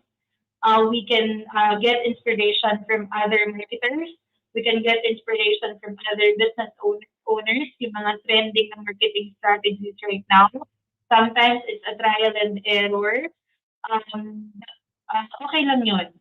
Ang importante hindi mawala yung marketing na strategies natin in terms of building our audience. No? Kasi napaka-importante po talaga ng marketing. And keep in mind rin na hindi naman po pwedeng marketing lang yung arm natin in growing our audience. Marami pa pong iba. Hindi na po natin siya nadidiscuss pa, pero I hope you can add extra na effort in terms of your marketing. If you can hire someone who's good with marketing, that would be best. Focus on the right people. Ayan. Next tayo dyan is finding someone who could really help you build your business. So if you feel na hindi ka pa ganun ka-skilled and knowledgeable, hire someone who's smarter than you. Hire someone who's more skilled, no? Kasi it would help you, and at the same time, matututo ka rin sa kanila. So that's one of my strategies in terms of establishing different businesses, yung paghahanap ng mga taong makakatulong sa akin. Either part sila ng team ko or business mentors, something like that. So I focus on finding the right people kasi I know na limited lang yung kaya kong gawin, and it would help me a lot, no, na na makapag-establish ng business ng mas malaki at mas mabilis if marami akong po pwedeng hingian ng tulong. And next na nga dyan is becoming a connector. So, hindi naman po pwedeng ako na lang ng ako yung kinabang sa mga taong nakikilala ko. So, what I did, kaya lumaki rin yung network natin, and then marami tayong nagagawa right now, it's because of me becoming a connector. So, meaning to say, hindi ako madamot when it comes to my connections. For example, you needed someone with marketing, with legal. For example, what we're doing now with Surf and University, all of my network, my friends in the business, in the industry, I'm sharing it with you. Mga kaibigan ko yan silang lahat. So, becoming a connector is one strategy that you can do in order for you to grow your network then, your audience, team, no? Kasi whatever good deed na ginagawa niya, babalik yan. No? So, for you to grow your network, dapat marunong ka din magbigay. Give and take lang tayo dito, okay? So now, I want you to understand naman the importance of setting your goals. Majority of us here are not fans of setting our goals. O kaya, hindi kayo ganun ka-comfortable talking about your goals, sharing your dreams with your partner, family, friends. But it's fine kasi we don't want na maka-receive ng ganitong judgment na sobrang laki naman ng pangarap mo, stuff like that. But here in FHMoms and Surf and University, we highly encourage you to dream big, no, and set your goals. Kasi if hindi nyo yan in-specify yung mga goals nyo, mga dreams nyo, paano nyo ma-achieve yan? Kumbaga wala kayong kumbaga ginagawin na target na gawin. So paano nyo nga ba gagawin yan kung hindi clear sa inyo kung saan kayo papunta? So, set specific goals with your business, no? Or sa kahit na anong aspeto ng life nyo. Ilagay nyo yan. You wanted to start freelance na business. You wanted a restaurant na business. You wanted to start an okay na business. Write nyo yun, okay? Create an action plan. What you can do ba to achieve that goal? You wanted to start an okay business. What's your first step? Maybe you can attend an okay seminar muna. Maybe you can make friends with okay sellers. Maybe you can find a supplier na. Set your timeline na. Next. Okay, for this month, I will be watching muna okay na mga live session, live selling, no?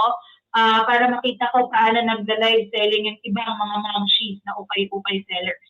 Hanggang gano'n. Next month naman, okay, bibili na ako ng isang bag ng okay ng mga damit, ganyan. Ihalo ko muna sa mga friends ko, ganyan. If not, gawa mo na kaya ako ng page, mga ganyan. So, you should create your timeline kasi hindi po natin magagawa ng maayos ang isang bagay kung hindi rin malinaw sa atin kailan natin gagawin at kailan natin dapat matapos yun, no? So, baka it will take us forever bago natin ma-achieve yung mga goals natin if it's not clear with us ano at kailan natin gustong ma-achieve yung mga goals natin. And of course, no, last but not least, ay mag-take action. So, I understand na marami sa atin ang busy with our responsibilities at home, and then yung mga anak pa natin, no, which is our top priority.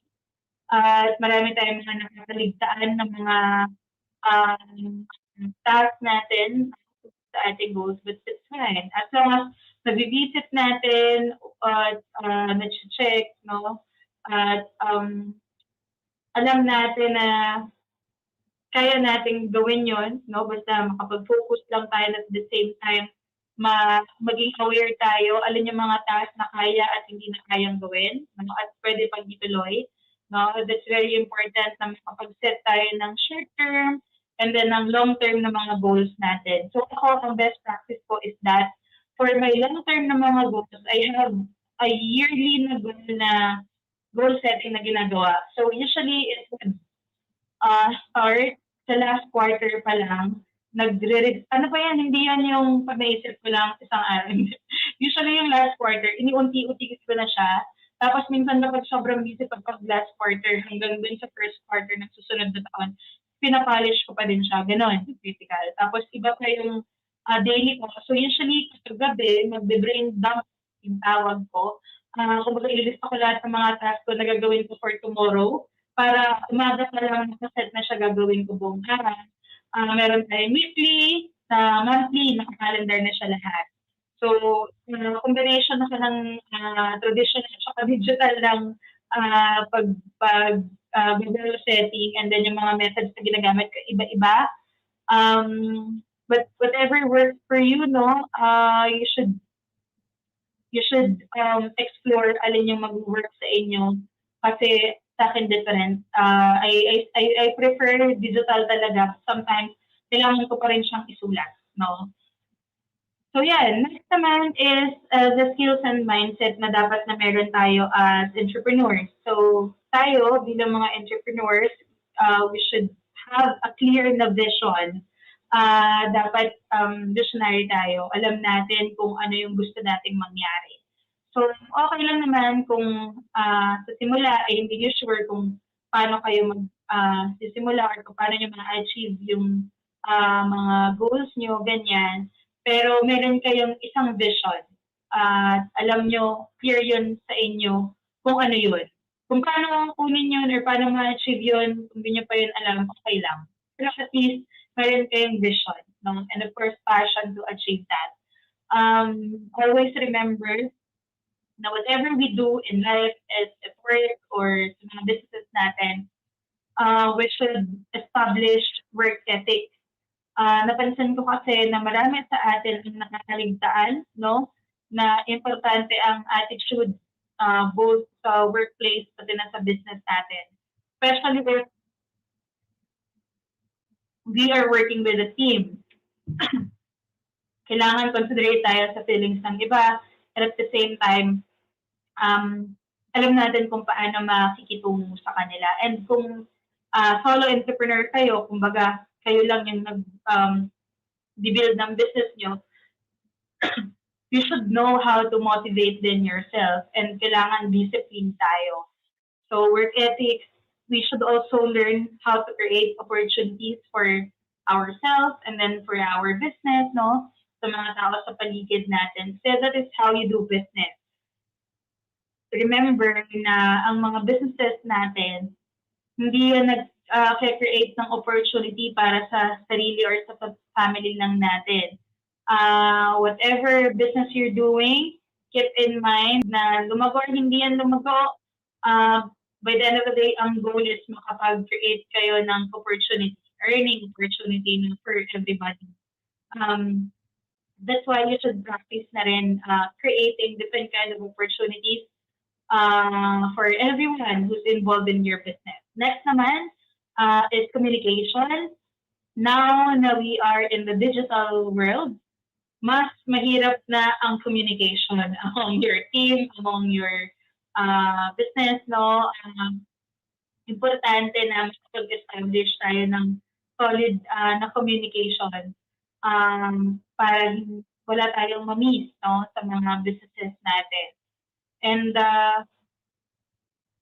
marami sa mga businesses ang nag-fail all because nami-miss nila na makapag-communicate sa mga employees nila. So, the more na mas lumalaki kasi yung isang business or company, either ma-miss mo yung communication within your business or community o di naman kaya sa customers mo. Kumbaga, dahil sobrang dami mo ng inquiries, ganyan, hindi ka na ganun ka diligent or hindi ka na ganun ka polite when it comes to answering the questions or the messages. Normal, especially kapag overwhelmed na kayo. Pero remember na ang communication / customer service na rin if you're dealing with your customers, napaka-importante yan. When we buy something from a business, we don't want na pangit yung customer service. So, ganun siya ka-importante yung communication.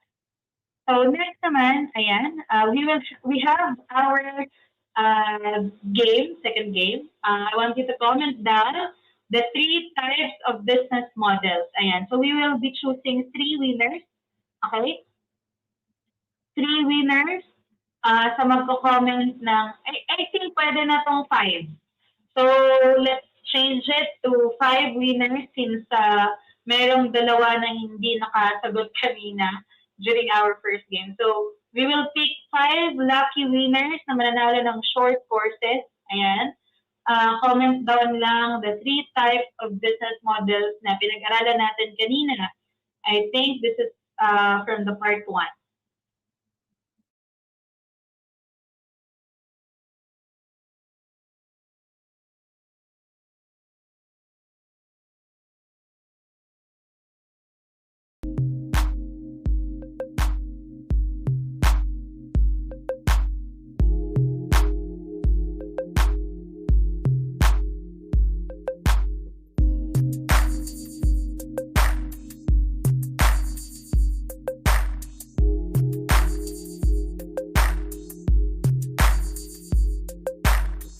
Alright. So, meron na tayong 5 lucky winners. Ayan, we have Mommy Jenny Sarah. Congratulations, Mommy Jenny Sarah, the correct answer. Direct premium and subscription. Next naman is Mommy Juliet and Go. Ayan. Congratulations, Mommy, for Surkola, Yuma. And of course, we have Ma'am Jenna. And our last winner is Ma'am Clemente. Congratulations, mga cheese. Ayan, antayin nyo na ang aming instructions on how you can claim your short course prizes. Okay. Pero syempre, may message din po namin kayo. Alright, so now we are down with our part 3. Ayan. So, we have Attorney Raymond Rodis, who is the CEO and the founder of Digest.ph, who will be talking about legal and business registration ng mga tips. Ayan, let us all welcome Attorney Raymond. Hi!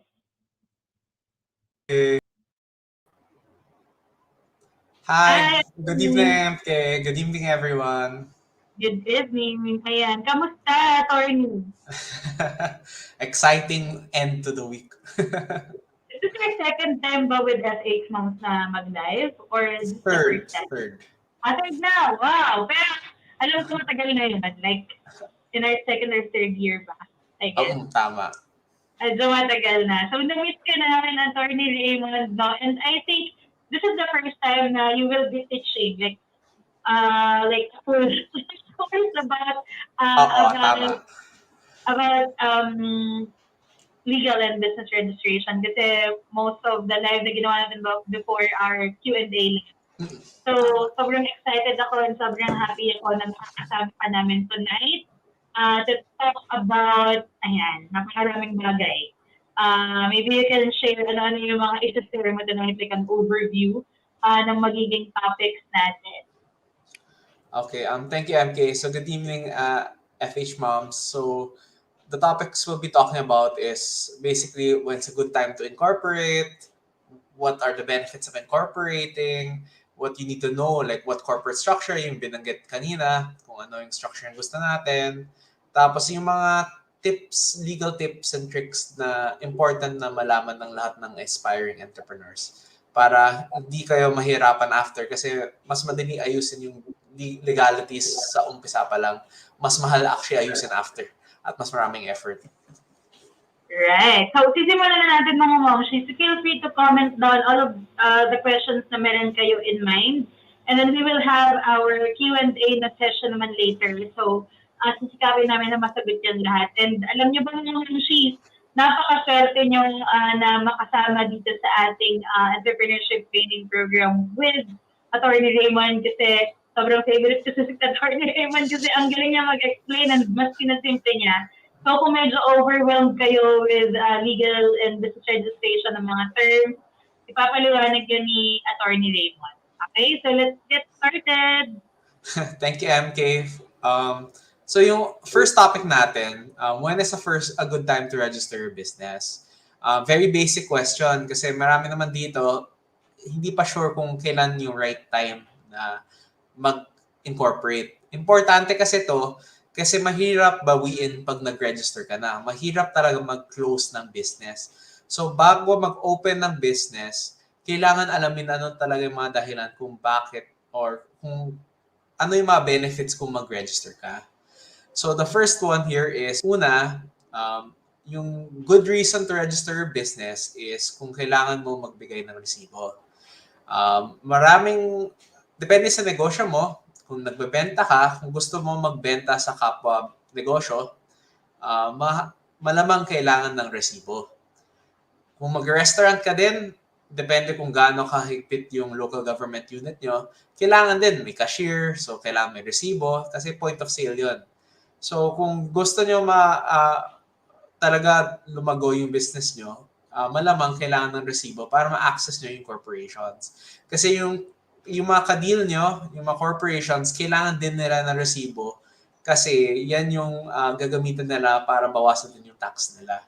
So yung first reason is kung kailangan mo ng resibo, mas okay na mag-register ng business. Pero pag hindi pa kailangan ng resibo, kung nagma-market ka pa lang, kung nagpapakilala ka pa lang, or tinetest mo kung okay ba tong negosyo sa mga kaibigan mo, sa pamilya mo, hindi pa to kailangan. Pero good time to register is when you need to issue receipts. Number 2, a good time to register your business is kung mag-apply ka naman sa mga grants. Maraming mga government programs na nagbibigay ng pera para sa R&D or Research and Development, Department of Science and Technology, DOST. Maraming smaller grants. Also, may mga foundations na nagbibigay or international NGO. So yung grant, pang libreng pera yan. Normally may condition na gawin mo to na mabuti, pero hindi naman walang kapalit talaga. So, kunwari, basta magamit sa pag-develop ng negosyo mo. So, kung yung business mo medyo may social impact, nakakatulong talaga. Kunwari, may magandang technology component or pang social enterprise, maging eligible ka malamang sa mga grants. And if you want to apply for grants, usually ayaw nila kausap na tao lang. Gusto nila naka-register ka na may legal entity na mapupunta talaga yung pera, hindi lang sa wallet natin. So, yan yung pangalawang reason. Third is you're applying as a supplier for government or big corporations. Similar yan sa first. Talaga kung gusto mong maging kliyente yung mga malaki, kailangan registered ka. Karamihan talaga yung mga big multinationals or kahit yung mga malaking kumpanya dito, Shell, kung ano, lahat sila or Aboitiz, lahat sila may sariling accreditation process. Hindi basta-basta or kahit sinong tao pwede maging supplier nila. So kung gusto niyo makuha yung contact na yun, or kunwari gusto niyo magbenta sa gobyerno dahil malaki din yung kontrata doon, may PhilJeps doon. So kailangan registered business din. So that's a good time. Kung yung business nyo, kunwari nagbebenta kayo ng face masks or ng RT-PCR or medical supplies or kahit pagkain, mas gusto nyo na registered kayo kasi magiging eligible kayo sa magbenta sa mga malaki. Number 4, good time to register your business is you want to set off your business expense. Hindi ibig sabihin na pag registered business ka na sure magbabayad ka ng income tax. Yung maganda dito, kung mas mataas pa yung gastos mo kaysa sa income mo, mas magiging magbabayad ka ng tax. In fact, maging benefit yon kung mas mataas yung expenses mo.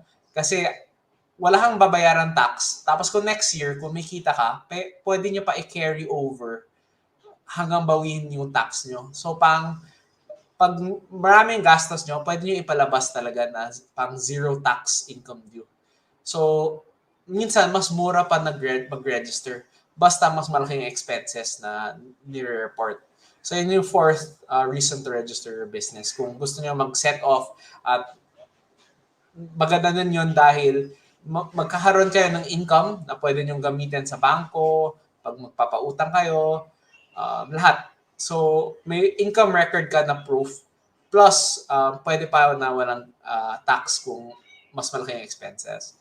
Yung fifth is kung you have secured a sure investor. Yung mga, depende kung anong klaseng investor. Yung mga friends and family, minsan hindi naman sila nag-require na registered ka. Pero yung mga malaking investor, tawag doon angel investor or venture capitalist. Yung mga negosyo talaga yung mag-invest. Gusto talaga nila na may corporation or registered entity. Dahil yun, kung magbibigay ka sila ng malaking halaga, milyon yung ibibigay nila, ayaw lang nila na sa'yo lang. Gusto nila registered entity.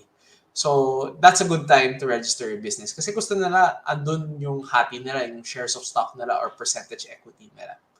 So, next slide. So, those are the 5 benefits. Nakapunta tayo, syempre kung may benefits, syempre hindi naman lahat libre. May costs talaga sa pag-register. So una, yung time component. Yung time is 3 to 6 months yung it could really take para makuha lahat ng registration. Maraming ahensya talaga yung pupuntahan ng lahat pag nag-register ka. Una, kung corporation, SEC. Kung sole proprietorship, DTI. Yan yung unang-unang agency na pupuntahan nyo. After that, yung second is BIR, yung Bureau of Internal Revenue. Third is yung barangay. Fourth is yung City Hall. Fifth is yung SSS, PhilHealth, Pag-ibig.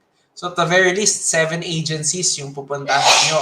So medyo ma-effort yun sa pagpunta. So that's the first cost na pang medyo tatagalan talaga yun malamang. Pangalawa, monetary fees and taxes. Yung gobyerno mahilig talaga kumuha ng fees, diba? Hindi libre yung karamihan ng registration. So sisingilin ka sa SEC based sa authorized capital stock na dineclare mo at ang BIR dahil sa documentary stamp tax. Don't worry naman, especially sa SEC fees, klaro naman yung computation, ibibigay na sa inyo, magbabayad lang kayo. Pero clear, medyo hindi yan sobrang late na pera. Abot very least kahit ikaw mismo maglahad, baka 20,000 pataas yung babayaran natin. Maliban doon, kung ipapalakad mo pa sa iba, baka mas malaki pa. Depende talaga kung sino gumagawa. Maraming accountants or bookkeepers naglalakad.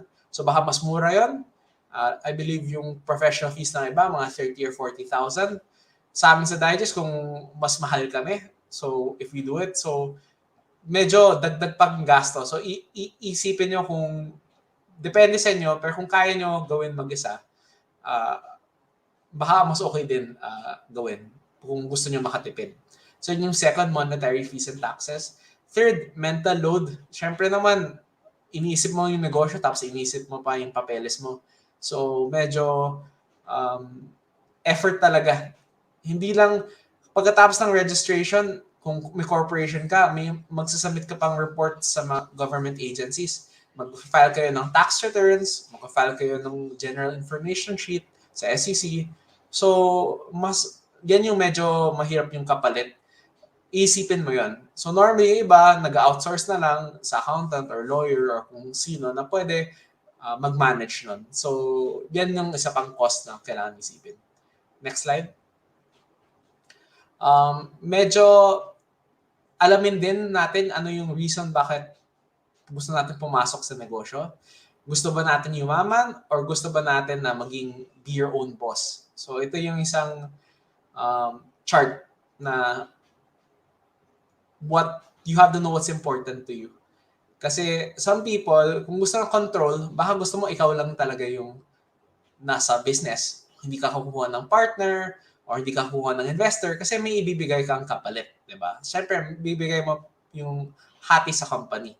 So, yan yung trade-off. Pero kung gusto mo talaga, ako talaga yung decision maker dito, pag gusto mo maging king. Pero kung iisip mo, kailangan ko ng ibang tao para yumaman, may mas skill set sila na wala ako. Kunwari, kay MK, baka magaling siya mag-market or mag-business dev. Ako naman, mas magaling ako sa operations or sa paggawa ng produkto. Yan yung mga trade-off. So, malamang kung okay yung nakuha niyong partner, parehas kayo yayaman. Pero syempre, isipin mo din yung ano yung mga gusto ng kapartner nyo. Hindi lahat ng gusto mo masusunod kung may partner ka. Alam natin yan sa buhay, sa marriage, at sa negosyo din. Next slide. So, dapat din alam natin ano yung exit strategy natin. Ano ba yung goal natin? Mahirap pumasok sa negosyo kung wala kang goal. Ito, medyo pang malakihan to, pero kung baka goal natin, so sobrang laki, gusto natin maging SM or Jollibee. Gusto natin mapalista sa stock exchange. Gusto natin na, binabuy and sell ang stock ng company natin. So kung yan yung goal natin, alam natin we have to dream big and plan big. So hindi yan kaya talagang mag-isa. Second, kung gusto natin na mabili yung negosyo natin, medyo smaller scale naman yon na may bibili sa atin. So acquisition yung exit strategy natin. But for many of us, gusto lang natin mag-build ng business na long-lasting. So dapat alam natin kung ano ba yung klaseng negosyo natin. Malamang hindi magiging sobrang yaman ka kung barbershop or comp shop, diba? Unless maging pang-mineski tayo. But baka happy na tayo kung hindi sobrang laki ng kita natin, pero enough lang na mabuhay yung pamilya natin. Baka small restaurant, karinderya. So dapat alam mo yung exit strategy mo or ano yung maging sapat para sa'yo, ano yung goal mo dito sa negosyo para maplano mo lahat ng needs mo. Importante yan mamaya dahil kahit yung business structure nyo, kung corporation or sole proprietorship, depende talaga sa exit strategy na gusto nyo. So, next slide. So, yan yung part here, which is better corporation versus sole proprietorship. Ito talaga yung pinakasikat na business structure sa Pinas. Huwag na natin isipin yung one-person corporation, huwag na natin isipin yung partnership. For most businesses, either dapat corporation or sole proprietorship. So, itong picture na to, transmutation, ibig sabihin, hindi pwede mag-transform yung corporation sa sole proprietorship or sole proprietorship sa corporation. Bawal magpalit. Kung gusto mo kung nag-sole proprietorship ka, kailangan mo i-close down yung sole proprietorship tapos magtayo ng bagong corporation. Walang automatic transformation. Kailangan mo talaga i-close yung isa tapos magtayo ng bago. So twice the effort, twice the fees expenses, twice the time. So sobrang effort. So dapat mas maganda talaga pag-isipan mabuti ano talaga yung plano ko dahil yan yung magiging structure natin. Next slide. So yung pro dito sa corporation, pro, forever, may forever talaga sa corporation. Perpetual existence. Kahit na mamatay yung unang founder, kanya Apple, wala na si Steve Jobs, pero buhay pa din yung Apple. Diba? Yung perpetual existence means na pwede talaga maging long-lasting family business. Yung mga anak natin, magbe-benefit din talaga sila. Pangalawa, artificial person can own property. The nice thing is, yung corporation, parang tao yan. May-ari din siya ng negosyo. Pwede siya mag-own ng property, pwede siya mag-enter into contracts. Iba si Apple at Facebook kay Steve Jobs at Mark Zuckerberg. Pang-apat, liability. Maganda din dito is yung liability dahil hiwalay na tao siya. Yung mga utang ni corporation, iba yon sa utang ng tao. So maganda doon, maraming negosyo nalulugi. So kung nalulugi yung negosyo, ayaw naman natin madama yung bahay natin, yung kotse natin, yung bank account natin. So maganda dito kung corporation ka, wala kang liability. Yung liability magbebelong sa corporation, hindi sa'yo. Next is may free transfer of shares. Kung ayaw mo na sa corporation, hindi mo kailangan i-close. Kung gusto mo, ibenta mo na lang shares mo sa ibang tao. Right? Matutuloy yung corporation at maging masaya lahat. Last but not least na pro, kung magbigay kayo ng shares, pwede nyo bigyan yung shares ng mga partners nyo, investor, co-founder, employees, lahat sila magbe-benefit sa corporation. Dahil kung magbigay ka ng 10% kay tao, imbis na sweldo, parang mas matutuwa sila kung yayaman talaga sila. So mag-share yung tao sa success ng corporation. So next is yung cons. Medyo mas mahirap mag-register ng corporation. May articles of incorporation, may bylaws. Mas komplikado yun. Kasi kung sole proprietorship kayo at ipapakita yun mamaya, pwede kayo mag-fill out online pang one day tapos na. Mag-fill out lang kayo ng pang ilang pages. Pero dahil corporation to, mas mahirap. Second, hindi lang mas mahirap mag-register, mas mahirap mag-comply. May general information sheet, minsan may ibang forms na require ng SEC. So, mas maraming talaga papeles na kailangan. Last, different yung tax treatment. So, corporation, generally mas mahirap. Hindi necessarily mas malaki yung tax pag corporation. Explain ko yun mamaya. Pero iba, mas complicated. May income tax, yung tax pag kumita ka. May dividend tax, kung yung tax na kung ibibigay mo yung kita ng corporation sa'yo. May documentary stamp tax, kung mabigyan ka ng shares. May capital gains tax kung magbenta ka ng shares. So maraming tax talaga pag corporation. Next slide. So sole proprietorship, mas simple to. Yung sole proprietorship, ibig sabihin, ikaw yung negosyo. So, simple to dahil easy lang yung form. Baka one day, isang oras, tapos ka na, online register, may DTI certificate ka na. Magbayad ka lang ng pang 2K, I think kung national, valid na yun for 5 years. So, iba yun, and simple din mag-comply kasi wala ng general information sheet sa SEC. Pang 10-page document yan na medyo kailangan ng tulong para sa pag-fill out. So, simpler to comply with. Third is taxes might actually be better for small business. Kung maliit yung negosyo nyo, malamang pag like 2 to 3 million per year pababa, which is around mga 200 to 250,000 pesos per month. Kung below that, baka mas makakatipid ka sa tax sa sole proprietorship. So, maraming explanations dyan, pero yung simple doon, yung tax sa sole proprietorship, pwede maging 0%.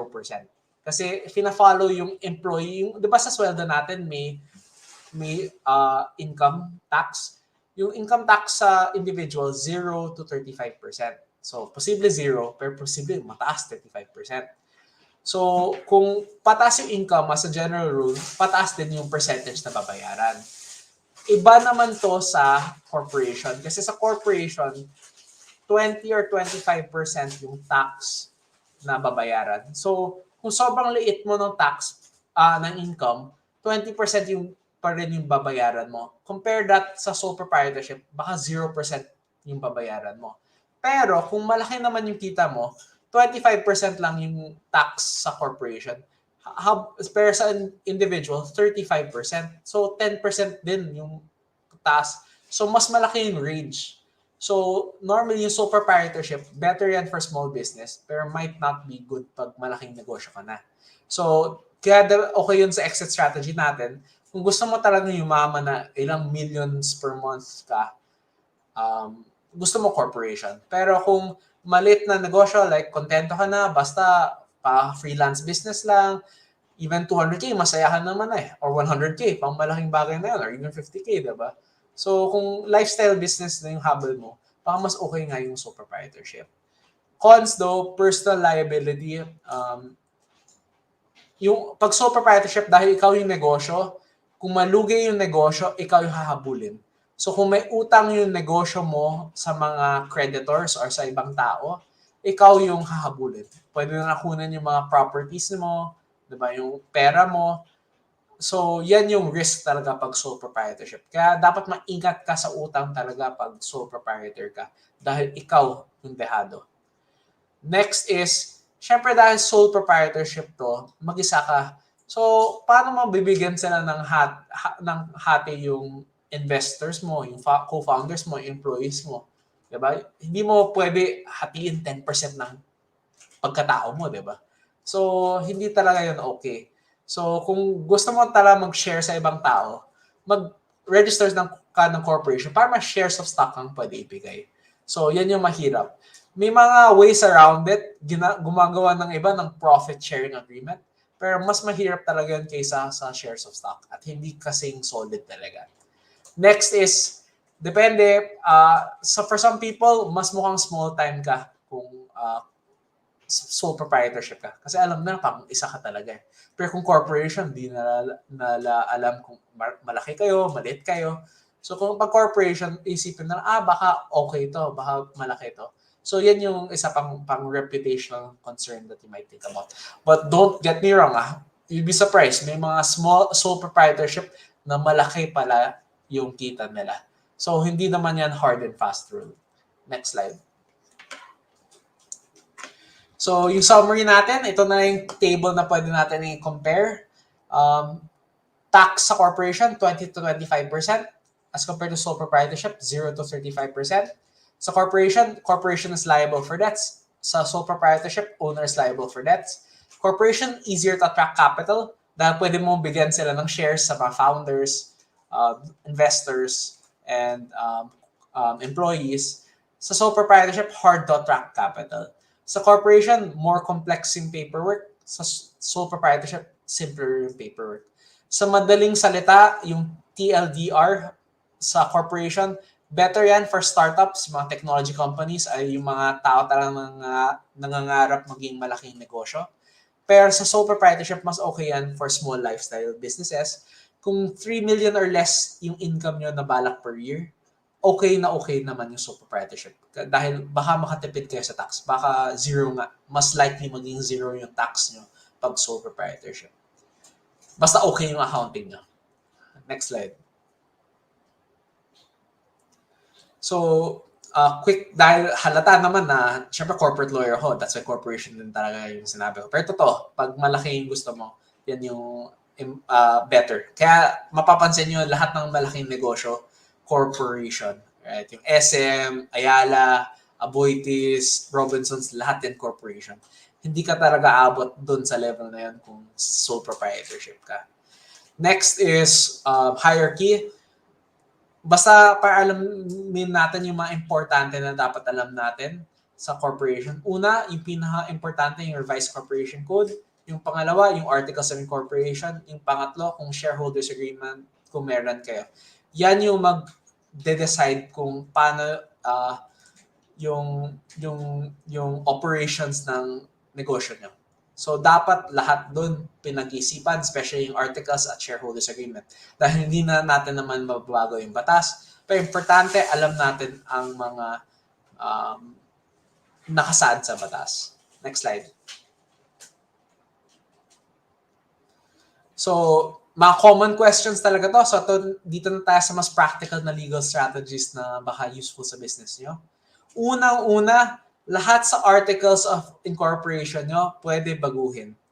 Maliban sa incorporators. So kung si MK at si Wanda yung incorporators ng FHMoms, sila yung una nung nag-register kayo sa 2018, kahit wala na sila sa 2025, kung 2025 na to at wala na sila, hindi mo pwede tanggalin yung pangalan nila. Pwede ilipat yung shares nila, pero hindi yan babaguhin sa articles of incorporation. Ililipat nyo babaguhin yung naka-reflect sa General Information Sheet or GIS. For general rule, everything can be changed there. But yung suggestion ko po sa inyo, yung office address nyo, mas maganda pagplanuhan nyo anong city gusto nyo. Dahil kung yung address, madali palitan kung same city. Kunwari, sa Pasig kayo, mag-change kayo from Ortigas to near City Hall. Kung magbago kayo sa same city, hindi nyo kailangan baguhin yung articles of incorporation. Pero kung lilipat kayo from Pasig City to Quezon City or Pasig City to Taguig City, babaguhin nyo yung articles of incorporation. So, hindi sobrang dali bago ng office address. Dadaan kayo sa proseso at yung proseso medyo kakain ng oras. So, kung gusto niyo makatipid kasi may fees yon, tapos may effort yon, pag-isipan mabuti ano yung office address niyo. Next slide. Next, we just want to clarify na iba po yung corporate name sa trade name nyo. So, yung corporate name, yan yung nakalagay sa resibo nyo. So, baka Golden Arches yung name. Pero baka hindi yun yung name nyo sa Facebook page nyo or sa mga publicity materials nyo or sa pagkwento nyo sa tao. Yan malamang yung trade name nyo. So, important na alam nyo yung difference ng corporate name and trade name. Next slide. Next, also important, pero kung medyo malaki yung hopes nyo, kung gusto nyo mag-incorporate sa ibang bansa, para lang madaling isipin, yung holdings, kayo yung nanay, tapos yung subsidiary, sila yung mga anak. So yung mga anak 1, baka ito yung food business mo.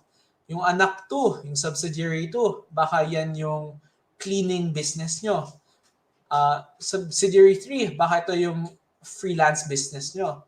So, yan yung ibang structure na mapapansin nyo na may holdings, yan talaga yung may-ari sa mga iba't ibang corporations. So, para may group ka. So, syempre, pag umabot ka na dito, parang medyo malaking bagay na yan. Pero, yan yung isang common structure pag gusto mo pang nakahiwalay, pang malinis. Alam mo yung ano yung kita ng ng cleaning business mo, sa food business mo, at sa freelance business mo. So, holdings yan, tapos pwede kayo mag-incorporate sa Pinas, sa Singapore, sa United States, lahat. So, strategy din yun. Pero, better to baka sa Q&A pwede din yan discuss kung interested kayo doon. Next slide. So, baka hindi pa naman super big, mas para sa mga tech startups to na malaki talaga yung pera or sa mga malaking investments. Pero para alam nyo, sa batas, pro-Filipino yung batas natin. So, for most businesses, kung malit na yung negosyo ka, kung may foreigner kayong friend, may American or Chinese or kung ano, Indian na friend na gusto maglagay, hanggang 40% lang po yung ownership na pwede nila i-own sa business unless umabot sila sa $200,000 na yung paid up capital stock nyo. Kung gusto nyo more than 40%, kailangan may $200,000 sila. So kailangan malaking value ng business mismo, $200,000 kung gusto maging majority owner si foreigner. So yan lang yung kailangan alamin. Next slide. Medyo technical to and baka medyo kahit hours kung super explain to. Pero quick, pang milk tea lang yung capital stock numbers na nakita nyo. Yung authorized capital stock, yan yung cup. Yan yung milk tea cup nyo. Yan yung kaya nyo ibigay sa ibang tao. So kunwari, 6 million yung subscribed capital stock nyo, per 10 million yung authorized capital stock nyo, may 4 million pa kayong pwede ibigay sa iba't ibang tao. So, may luwag ka pa. So, yung authorized yan, yung buong cup, kahit hindi pa puno, baka less yung puno, pero pwede pa kayo magbigay ng 4 million worth of shares. Next, yung subscribed capital stock. Yung subscribed naman, yan yung currently in circulation. So, for example, kung 6 million yung capital stock, tapos lahat ng 6 million na kay MK or kay Ellie, if you have all 6 million, 100% ka ng business. You are the 100% owner. Hindi ka yung 60% owner. So, hindi pa nag-exist yung 10 million. 6 million pa lang yung nag-exist. Kasi yun lang yung pwedeng inumin. Yan yung milk tea. Lastly, yung paid up capital stock, yan pa lang yung nabayaran mo. For example, 6 million yung subscribed capital stock, baka yung paid up capital nyo, 100,000 pa lang. So, ibig sabihin, 6 million minus 100,000, yung 5.9 million, utang mo yan sa corporation. So, pwede ka ba din singilin ng corporation sa hindi mo pa nabayaran? So, yan yung quick and easy way sa capital stock. Next slide. So, baka medyo complex na to, yung dilution. Pero ibig sabihin lang nito, kung nagbigay ka ng bagong shares, kung nag-issue ka ng new shares, kung 6 million yung subscribe, tapos nag-issue ka ng additional 2 million, hindi babawasan yung shares mo, pero mas lalaki lang yung cup. Yan lang yung ibig sabihin. So pag pizza to, lumaki yung pie, pero same pa din yung slice na mapupunta sa'yo.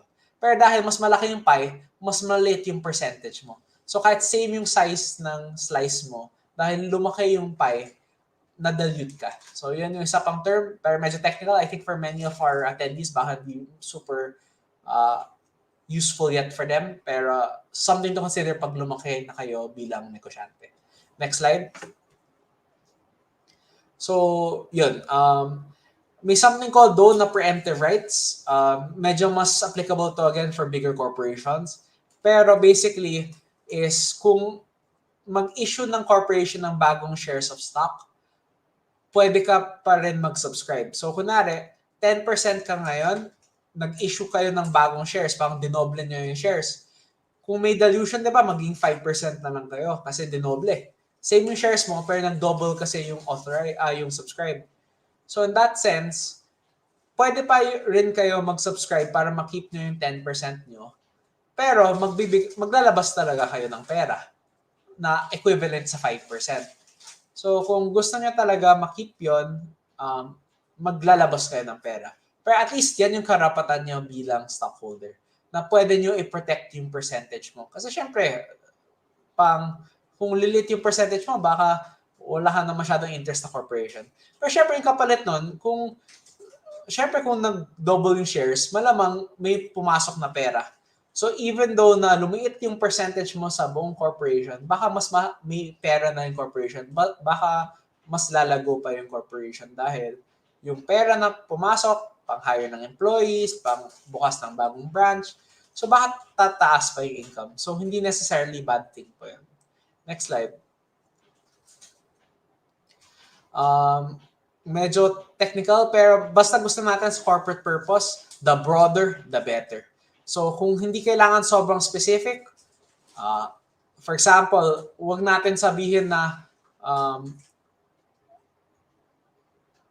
online selling of taho lang, right? Kasi baka sa future, ayaw lang natin, hindi lang taho gusto natin ibenta.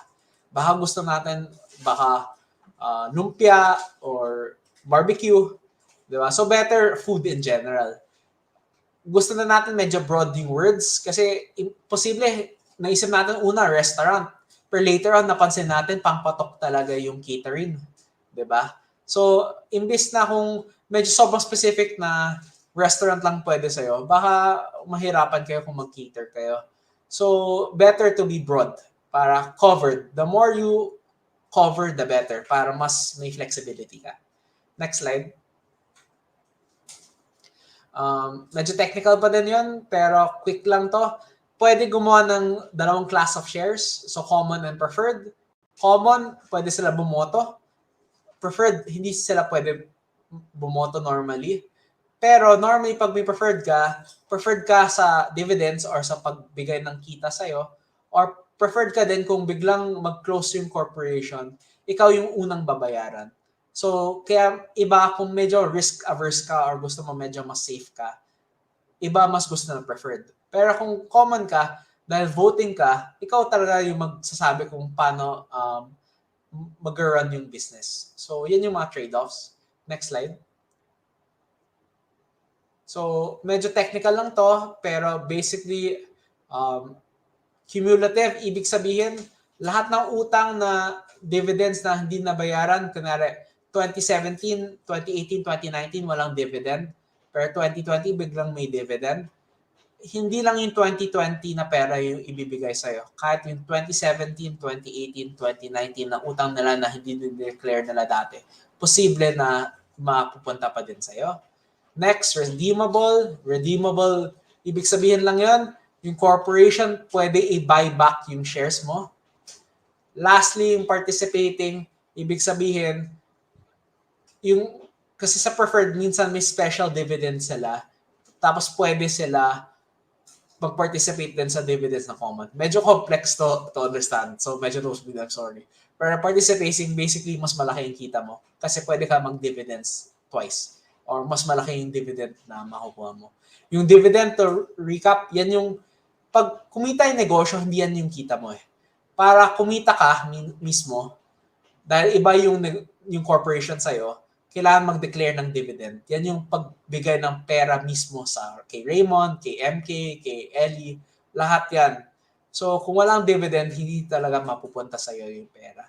Kaya important alamin ano yung mga dividend rules. Next slide.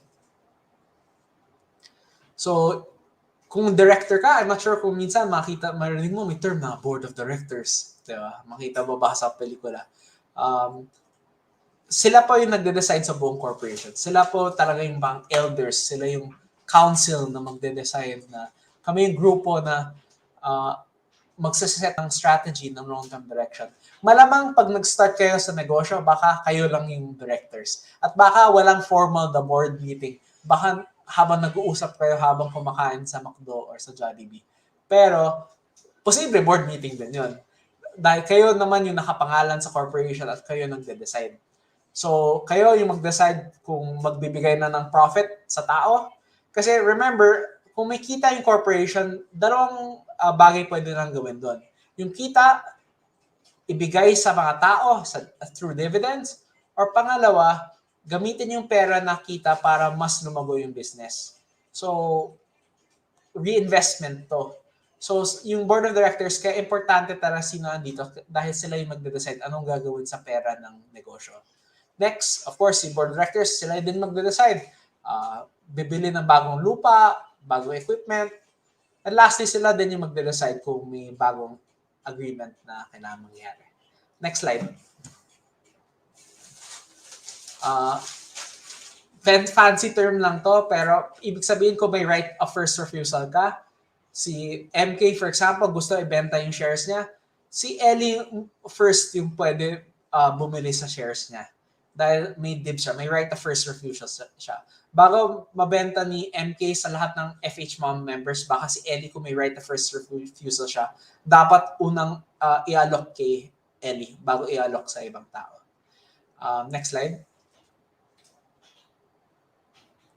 Next is, pag medyo related and medyo fancy mga corporate terms na to, pero ibig sabihin ng tag-along right, basically kung magbebenta si MK at may tag-along right si Ellie, edi yung tag-along, ibig sabihin pwede akong makasabay. Kung magbebenta ka, kailangan mo din isama ko. Kailangan mabenta din yung ibang shares ko. So tag-along yung tawag nun. Next slide. So, pwede din, syempre, sobrang importante to. Kung magtatayo kayo ng negosyo, huwag kayo magbigay ng shares of stock agad-agad. Pag-isipan, tignan kung nagtatrabaho talaga yung tao, sisipag, di ba? Kung dedicated talaga sa negosyo. Dahil kung nabigay na yung shares of stock, mahirap talaga bawiin yon. Dahil sa kanila na yan. Pero kung may vesting kayo, ibig sabihin, hindi nyo pa ibibigay sa tao yung shares nila hanggang hindi matupad to. So baka kung hindi kayo magstay ng 3 years, hindi nyo makukuha yung shares of stock nyo.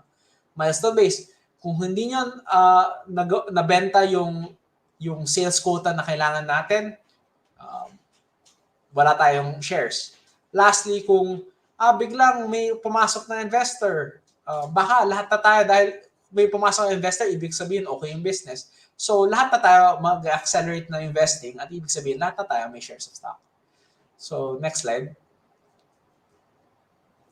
So again, yung kanina, ano yung gagawin mo sa dividend policy, kung i-reinvest nyo sa business or mag-i-declare as dividends. Next slide. Patapos na tayo, guys. Officers, importante. Tatlo yung importante na officers na makita nyo. Una, yung president. Siya talaga yung siya yung face ng organization. So, sila yung haharap at malamang magsasign sa mga contracts. Pero hindi lang president yung kailangan ng isang corporation. Kailangan din ng secretary at treasurer. So kung sa class natin, di ba, may secretary, may president, treasurer, ganun din sa corporation. So sa secretary, madalas yung secretary yung nagsasign sa lahat. Pag nag-open kayo ng bank account, malamang hihingin kayo ng tawag na secretary certificate. So, importante talaga yung secretary kasi sila yung nagsasabi na hindi lang to yung gawa ni MK or gawa ni Raymond. Gawa to ng buong FHMoms or gawa to ng buong Facebook or Apple or SM. So, importante talaga yung corporate secretary natin. Madalas, kailangan yung pirma niya sa lahat. Last but not least, yung treasurer. Yung treasurer, sa totoo lang, yun yung pinaka-least used na officer position. Baka may signature part lang siya really sa articles of incorporation at sa bank account. Pero malamang yung treasurer, hindi naman talaga siya yung nag-handle ng finances ng corporation. Malamang may accounting or may treasury department, yung corp. So yung treasurer, siya talaga yung pinaka malit na role, to be honest. But yung president, treasurer, secretary, dapat on hand silang madaling kausap. Next slide. Ibig sabihin lang nito, pang isipin nyo na lang, kung may 2/3 kayo ng corporation, kung may 66.67% kayo ng corporation, pwede nyo gawin halos lahat. So, yan yung mga examples. So, basically, kung may 100 shares kayo at may 67 shares isang tao, siya talaga yung may 2/3 ng corporation. Siya talaga yung lahat ng gusto niya, halos lahat yun masusunod.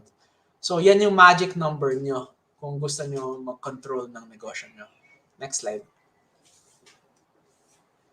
So, quick rules. Yung president, hindi ka pwede mag-dual role pang lahat ng roles mo. Pag president ka lang. Pero yung treasurer, pwede ka mag-secretary din. So, doon, pwede ka mag-suot ng 2 hats or wear ng 2 hats kung treasurer ka and secretary. Lastly, foreigner naman usually can be president so long as nakatera siya sa Pinas. Okay. And last but not the least, there is, hindi nyo pwede basta-basta baguhin yung number of directors nyo sa corporation. Kailangan nyo amend yung articles or bylaws nyo sa SEC. So kung 4 lang yung directors na dapat sa inyo, hindi nyo pwede biglang gawin natin 6 na lang kung hindi tayo dumaan sa tamang proseso sa SEC. Next slide. Okay, so thank you FHMoms and thank you MK for the very loaded session. Raymond, para kami nag-roller coaster. Ang dami namin bagong natutunan. Sobrang excited kami. I feel na yung mga moms natin sobrang excited silang matuto talaga from you. And kulang ang gabing to. Parang nasagot lahat ng mga questions nila. Pero we will try our best na masagot yon. And naipon na namin lahat ng questions from the moment na nag-start ka ng topic. And Attorney Raymond will help us answer all of your questions. If not, maybe Attorney Raymond can reach out to you na lang directly to answer questions na hindi na namin masasagot tonight. Ayan. Actually, there's a Calendly link where you can maybe book consultation, or you can easily message digest that PH or social media page nila for that. Pero you can visit calendly.com /digest-ph-legal, and then of course yung website nila. So now, let's start answering your questions na po before we close this session. No? First question is, yes. So we have a question here from Mami Estela. Attorney, need po ba ng DTI o business permit agad kahit small store yun ang puhunan ay below 5,000 po? Okay, thank you Estela. Magandang tanong yun. Yung legal na sagot doon, oo. Kahit sobrang liit ng puhunan mo, kailangan mo ng DTI or business permit. Pero alam din natin kasi baka mas malaki pa yung gastos nyo sa pag-register sa DTI or pagkuha ng business permit, pagkuha sa BIR. So, suggestion ko kung hindi naman sobrang laki, hindi ka naman malamang habulin ng gobyerno dyan. Explore nyo na lang muna bago nyo mag-incorporate. So doon tayo babalik sa tanong yung sa unang-unang slide natin, when is a good time to register your business? Pag kailangan nyo ng resibo, ng grants, sa suppliers. So, yung sagot ko, legally, yes, kailangan, pero we won't tell. So, in that sense na wag pa kayo baka mag-register kung sobrang late nyo pa. Kasi mahirapan kayo. To add lang din, no, attorney, coming from someone who is an entrepreneur and started small din, I feel na kailangan nyo rin mag-reflect about the business that you plan to do. I mean, if you're serious about it, alam nyo naman yan if you're serious about it. If you feel na you're still testing out and then you wanted to check muna if it's something na bibilihin ng mga tao or ng mga customers nyo, then baka hindi mo na siya time para i-register mo agad-agad. No? So, maganda yung points kanina ni Attorney Raymond kung when is the best time to register your business. Kasi kapag na-checkan nyo na yun kahit isa or dalawa, mag-register na kayo agad kasi nandun na yung opportunity. Kumbaga, kung yung mga customers nandyan na o kaya merong upcoming na grant, no, kung ako sa inyo, huwag na kayo mag-compete pa. I-register nyo na yung business nyo kahit sole prop na lang. Kasi ang daming sayang na opportunity. Kasi for example, in my case, I started na sole prop. Tapos, ang FHMoms has been receiving a lot of exposure and then opportunities na invitation. So, imagine kung hindi ako nag-register agad sa corporation, baka we don't have this kind of opportunity now and hindi natin na-receive yung grants na from different organizations if we're not registered as a corporation. So, good start na makapag-sole prop and eventually if we see na mas malaki na yung ginagawa natin, then best option is for us to register it as a corporation na. Ayan. Go, go, go, Mami Estela. Next question naman natin is from Mami Sheila.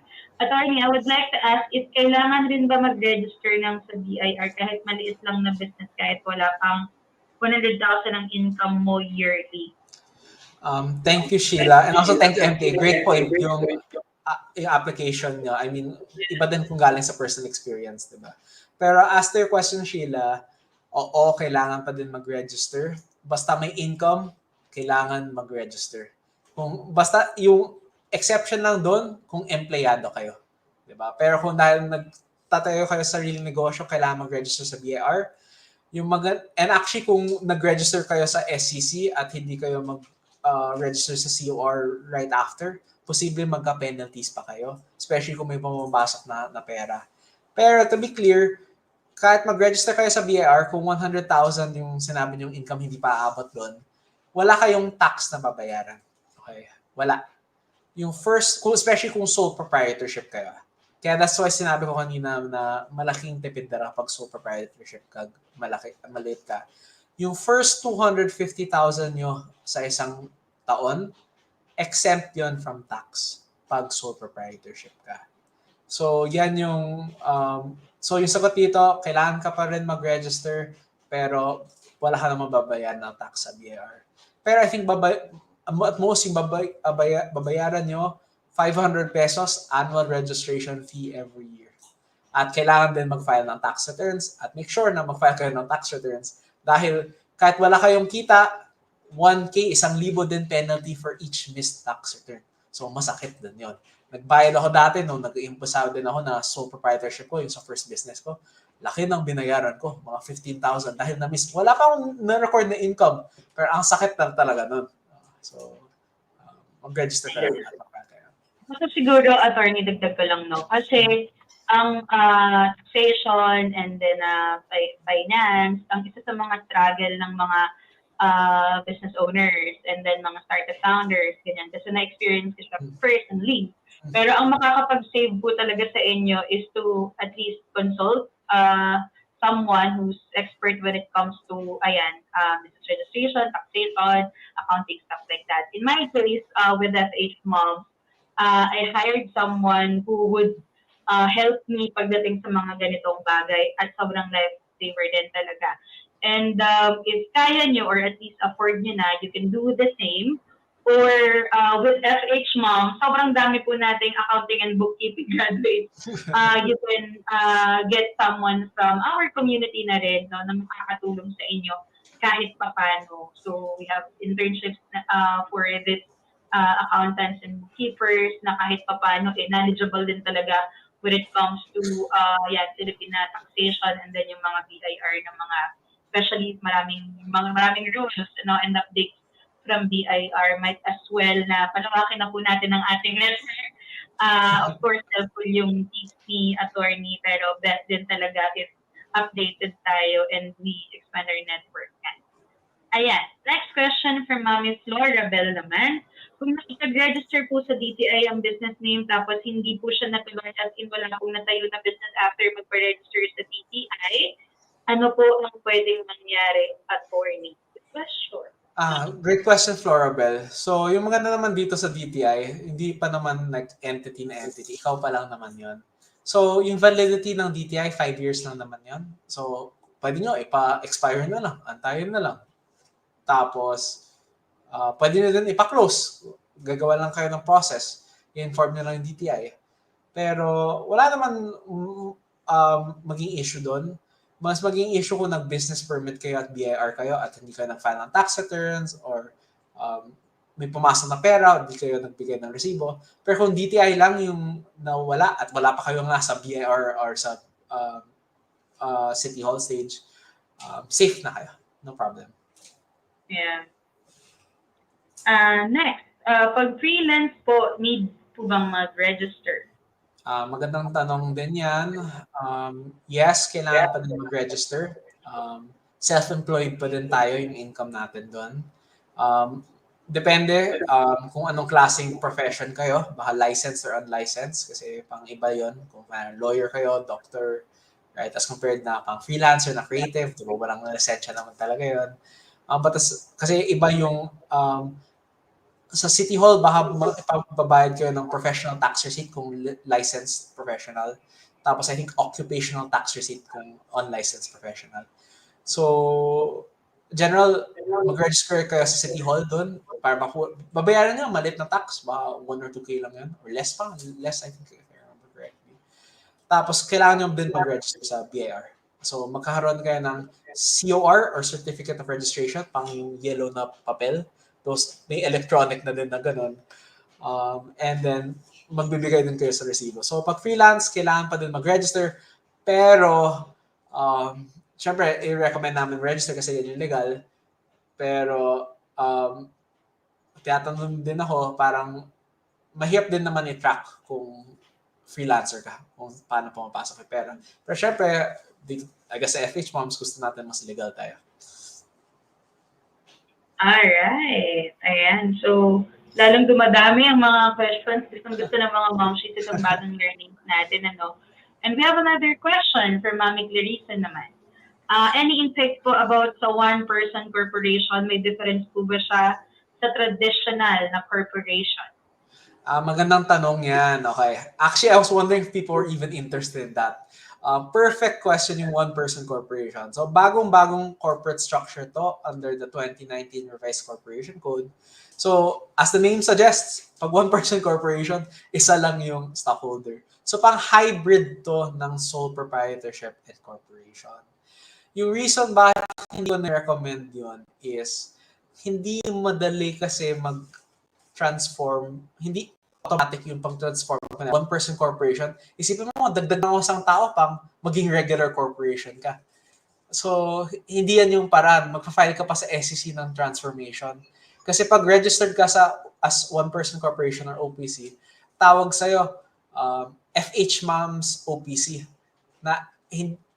And for many people, gusto na eventually baka magdagdag ng partner or dagdag ng co-founder. Gusto na maging FHMoms Inc. or FHMoms Corp. So, similar sila in the sense na at least isa na lang kailangan. Pero ang dali lang, magbigay ka lang ng 1 share kaysa kamag-anak mo, sa magulang mo. Para lang kahit yung 99.99% sa'yo pa din. So, pang 1% ka, pero yung mukha ng tao, Inc. or Corp. Kasi pag OPC, alam din nila na isa lang naman talaga tong Corp. Diba? So, pang halos same lang, pero yung suggestion ko always, mag-corporation na lang kayo. Right. Kumbaga mas wise na decision, no, to just register sa corporation. Tama. Next naman, ayan, what if nalugi ang business at nag-file ng bankruptcy, si owner, will he still be entitled to pay his taxes or hahabulin pa ba siya ng BIR to settle the unpaid taxes? Magandang tanong yan. Okay. Very complex question. And thank you that Nitro Tess. Hi, Tess. Pwede ka mag-file ng bankruptcy. Yung tawag dito sa Pinas, insolvency. May law, the Financial Rehabilitation and Solvency Act. May special law doon. So, kung mag-file kayo ng bankruptcy, malamang hindi na kayo ipapabayad sa tax kung wala naman kayong pambayad. So, titignan yun kung may pambayad kayo, hindi. Pero kung wala talaga kayong pambayad, wala magagawa, edi hindi na kayo mahabol kasi bankrupt na kayo. So, depende kung may pambayad kayo o hindi. Alright. So, another question here is from Del naman. Paano kayo may increase yung dividend? Magandang question, Del. Yung easy sagot na madali ma-increase yung dividend kung mas malaking kita ng corporation. Kasi mas pwede ibigay, diba? So, ayos, diba? Kung mas malaking kita, kasi yung dividend, kailangan manggaling sa unrestricted retained earnings. Ibig sabihin lang nun, kailangan may profit. Hindi lang actually kailangan na may pera, kailangan may profit. Kasi kung nagpasok ko ng 1 million, hindi dapat, at pera yung puhunan ko, hindi yan yung dapat gawing dividend. Dapat may kita talaga. May kumita ko 50K, 100K. Yan yung paghatian at i-declare as dividend. So kung gusto nyo mag-increase yung dividend, magsipag tayo, paghanap ng clients, partners, suppliers, lahat. Ayan. From Mami Faye naman, ano po ang pinaka-challenge, law-wise, for sole proprietorship? Okay, thank you, Faye, for a very, very good question. I think very broad to. But I would really say na yung pinaka-challenge, kung malugi yung corporation, yung negosyo, pag sole prop, ikaw yung hahabulin. So yun talaga yung challenge. Kasi kung nari, tumalbog yung cheque nyo, na utang-utang, kasi akala nyo, titiisin nyo, mas survive yung babuyan ko, or kung ano, kung mag-hold on na ako, grit to, pang sipag to, like, malakas ng loob ko, pero biglang hindi nag-work out, baka yung pamilya nyo yung madadamay. So yun yung pinaka-challenge, yung liability part pag sole proprietorship. From Mami Ruth, this naman, if nasa food business po ako and may naghabol because something not good happened, mas mabigat ba yung liability kasi di ako registered? Definitely, mas mabigat yung liability. So magandang tanong, Rudith. So, una, depende, una. Talaga, kasi kung may food business kayo, ang daming pwede. Operating without a business permit. Diba? Malamang may kita kayo. So, hindi kayo nag-file ng taxes. Kasi paano kayo nag-file ng taxes kung hindi kayo registered? Tapos, depende pa to. Kung sole prop kayo, yung liability mata-transfer pa sa'yo. Pero at least, less yung liability kung corporation sana ni-register nyo. Dahil syempre, limited liability corporation. Yung utang ng corporation, hindi yan yung utang nyo. So, mas mabigat, pero yung short answer dyan, mas mabigat talaga liability kung hindi ka registered. So, pag halimbawa, for example, yung, parang ka kasi ditong nag-drive tapos wala kang dalang driver's license. Exactly, ang ganda metaphor nun. Perfect metaphor. So, let's say for example lang, worst case scenario, may na-food poison, example lang, tapos hindi ka registered. So, ano ka nun? Or same lang rin naman, registered ka or hindi, makakaslo ka pa rin because of that scenario, right? Pero mas mabigat, parang in terms of, law, mas mabigat ba yung may nangyari tapos hindi ka registered. Parang on the food poisoning case, hindi ka pa registered. May ba yun? May ganun ba? Totoo yan, MP. Kuha mo. Mas malala. Pang wala ka ng depensa eh. Like, diba? Kasi yung normal businesses expected mag-follow sa food standards, for example, kung may food poisoning. Pero malamang pang mukhang dapat nag-operate ako. Diba? Alamin ka na from the very start.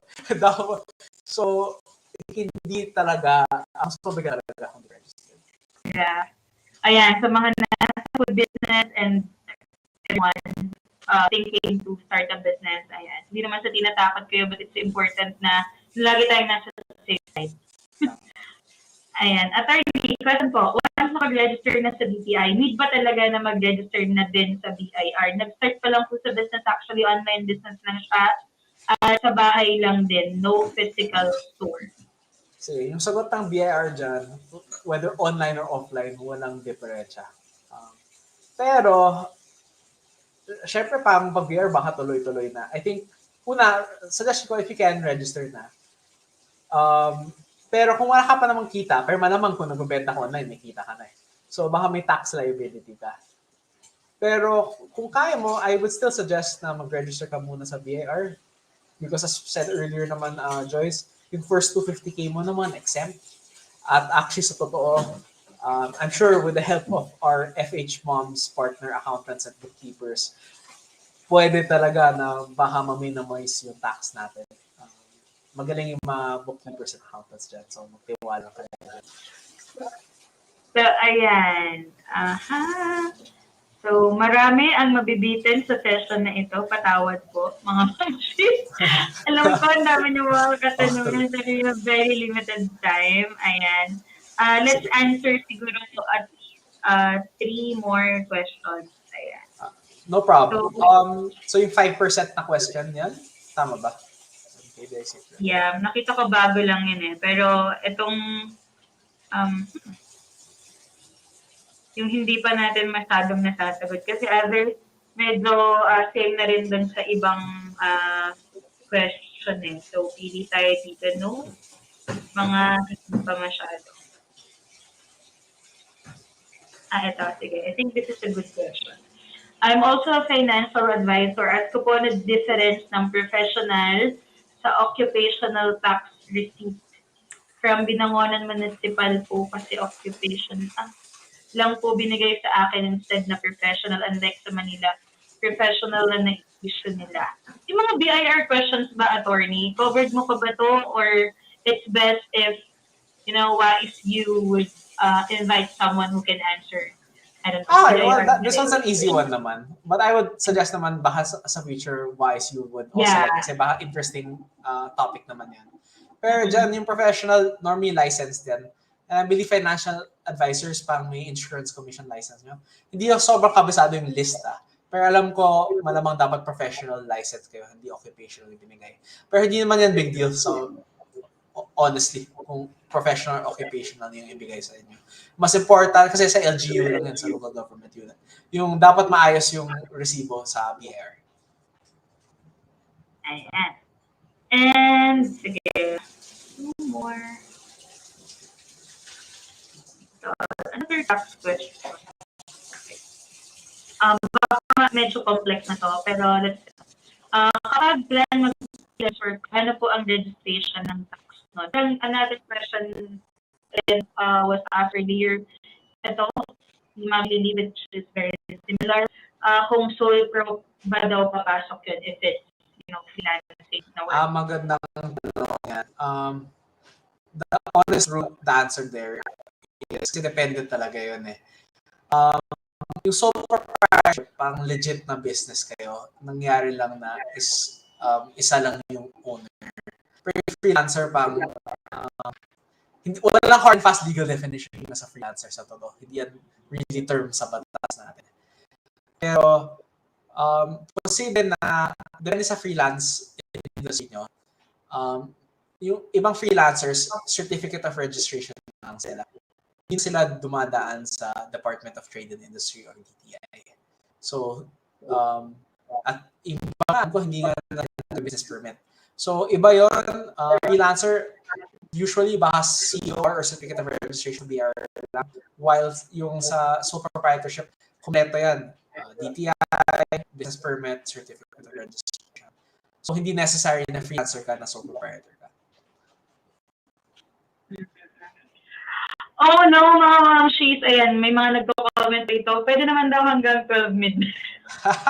Mga mamshies, mag-ganon. Sobrang overtime na yun. Pero let's answer this last question, no? I think this is an interesting question naman From Mami Judith, ayan. I've heard about the Ganda na to. BMB law. Can you explain further how we can apply or register for tax exemption as micro business? Ayan, thank you. Thank you, Judith. That's a wonderful question. So the BMB law or the Barangay Micro Business Enterprise law, yung madali dyan, search na lang sa Google yung Go Negosyo Center. Puntahan nyo yung pinakamalapit. Marami yan all over the country kasi gobyerno yan, I believe. Meron sa Mandaluyong and other cities. Tapos may form na ipapafill out. So if you wanna apply, you go there sa Go Negosyo Center. I believe if they don't act on it within a few days or a few weeks, maging automatically approved. Also, it was make you exempt from income tax. Kaya actually a lot of people are interested about it, diba? As to the BMB law, if you wanna apply or register though, dapat below 3 million pesos yung assets nyo as a corporation or sole proprietorship. So, yung quick answer dyan, punta lang kayo sa Go Negosyo Center na pinamalapit sa inyo. Ayan. Thank you so much, Attorney Raymond, no?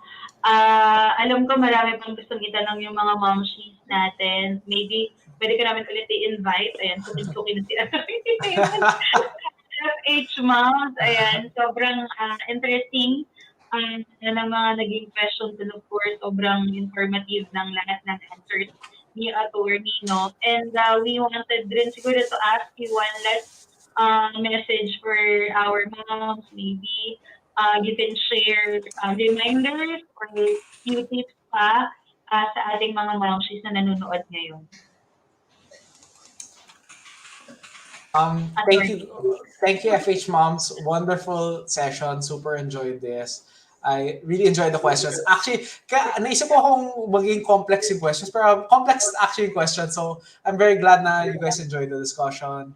Very honored to be here. My suggestion for you guys also is pagplanuhan mabuti, consult not only sessions like this, maximize nyo lahat ng professionals and advisors and community members na offered by Wais U. And hope to see you guys soon. MK offered our Calendly. So if you guys wanna talk also and explore further, I saw a lot of questions na pang saya sagutin din. Pero medyo kulang sa time, I guess. Na-realize ko dapat less ako sa lecture, more sa sagot.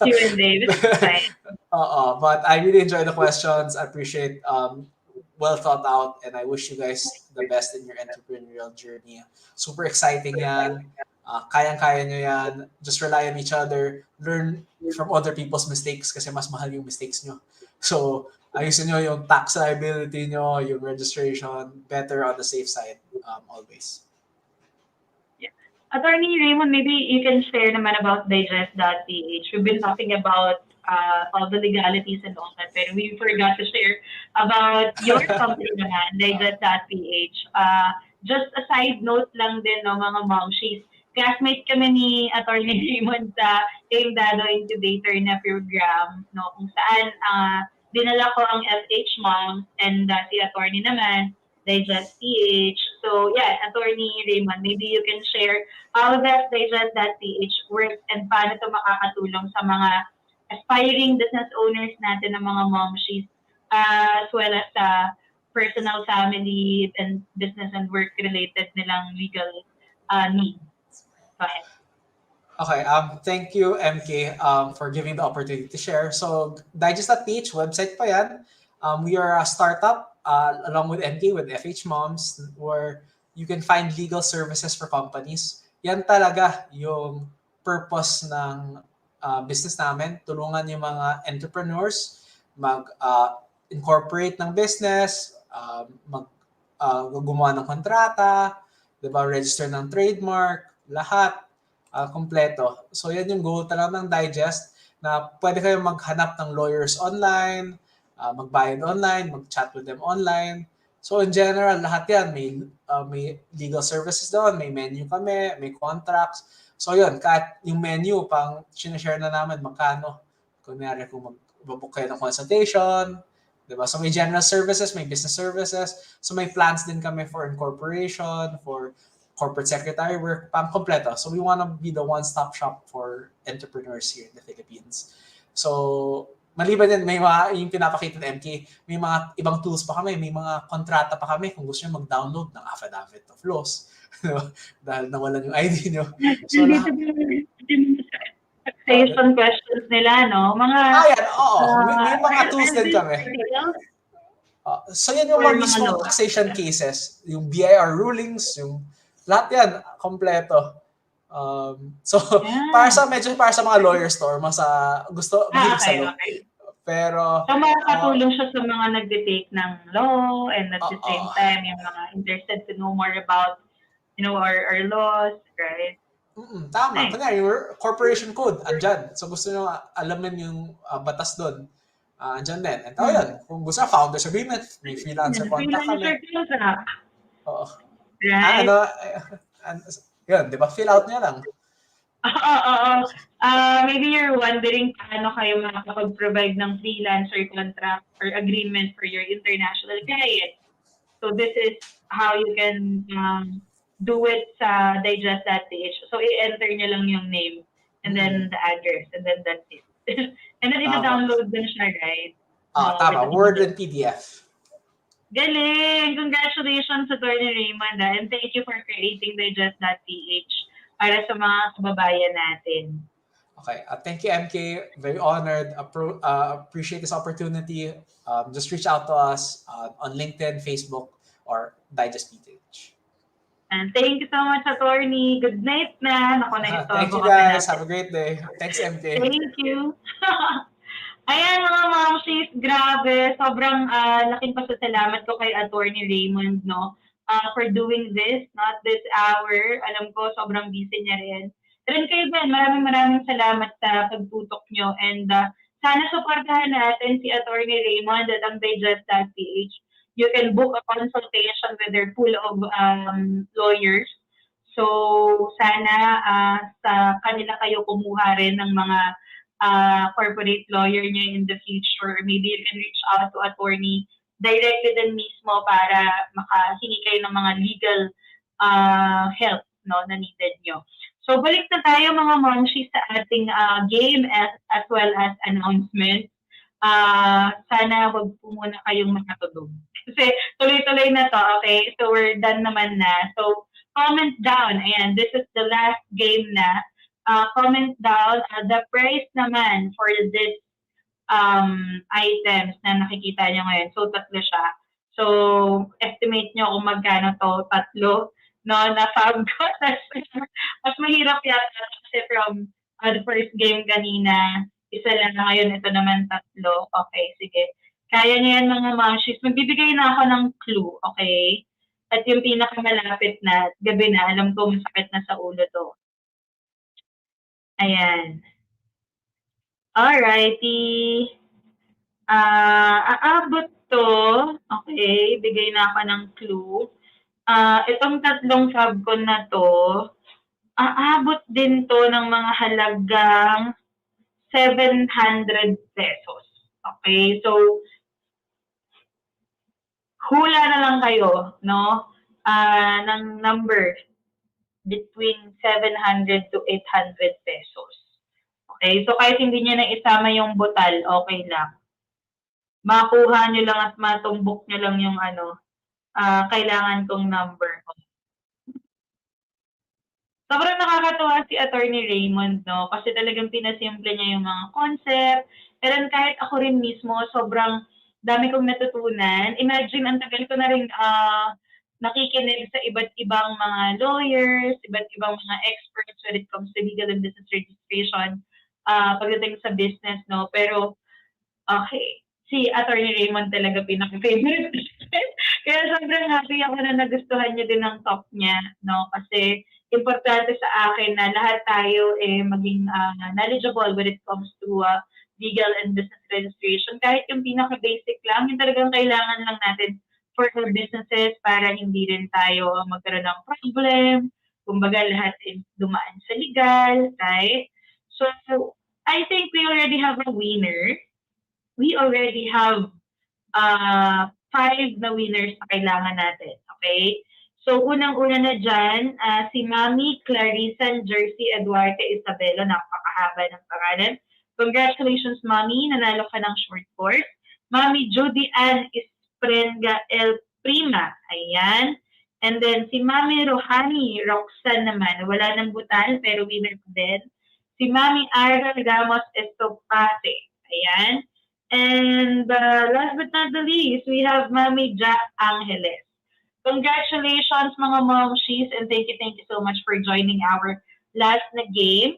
So I'd like to remind you mga momshies to download the free materials na nasa waisuniversity.com lang na website namin. So simply enter your email address to confirm na registered na talaga kayo from the moment na nag-register kayo prior to this live training ha.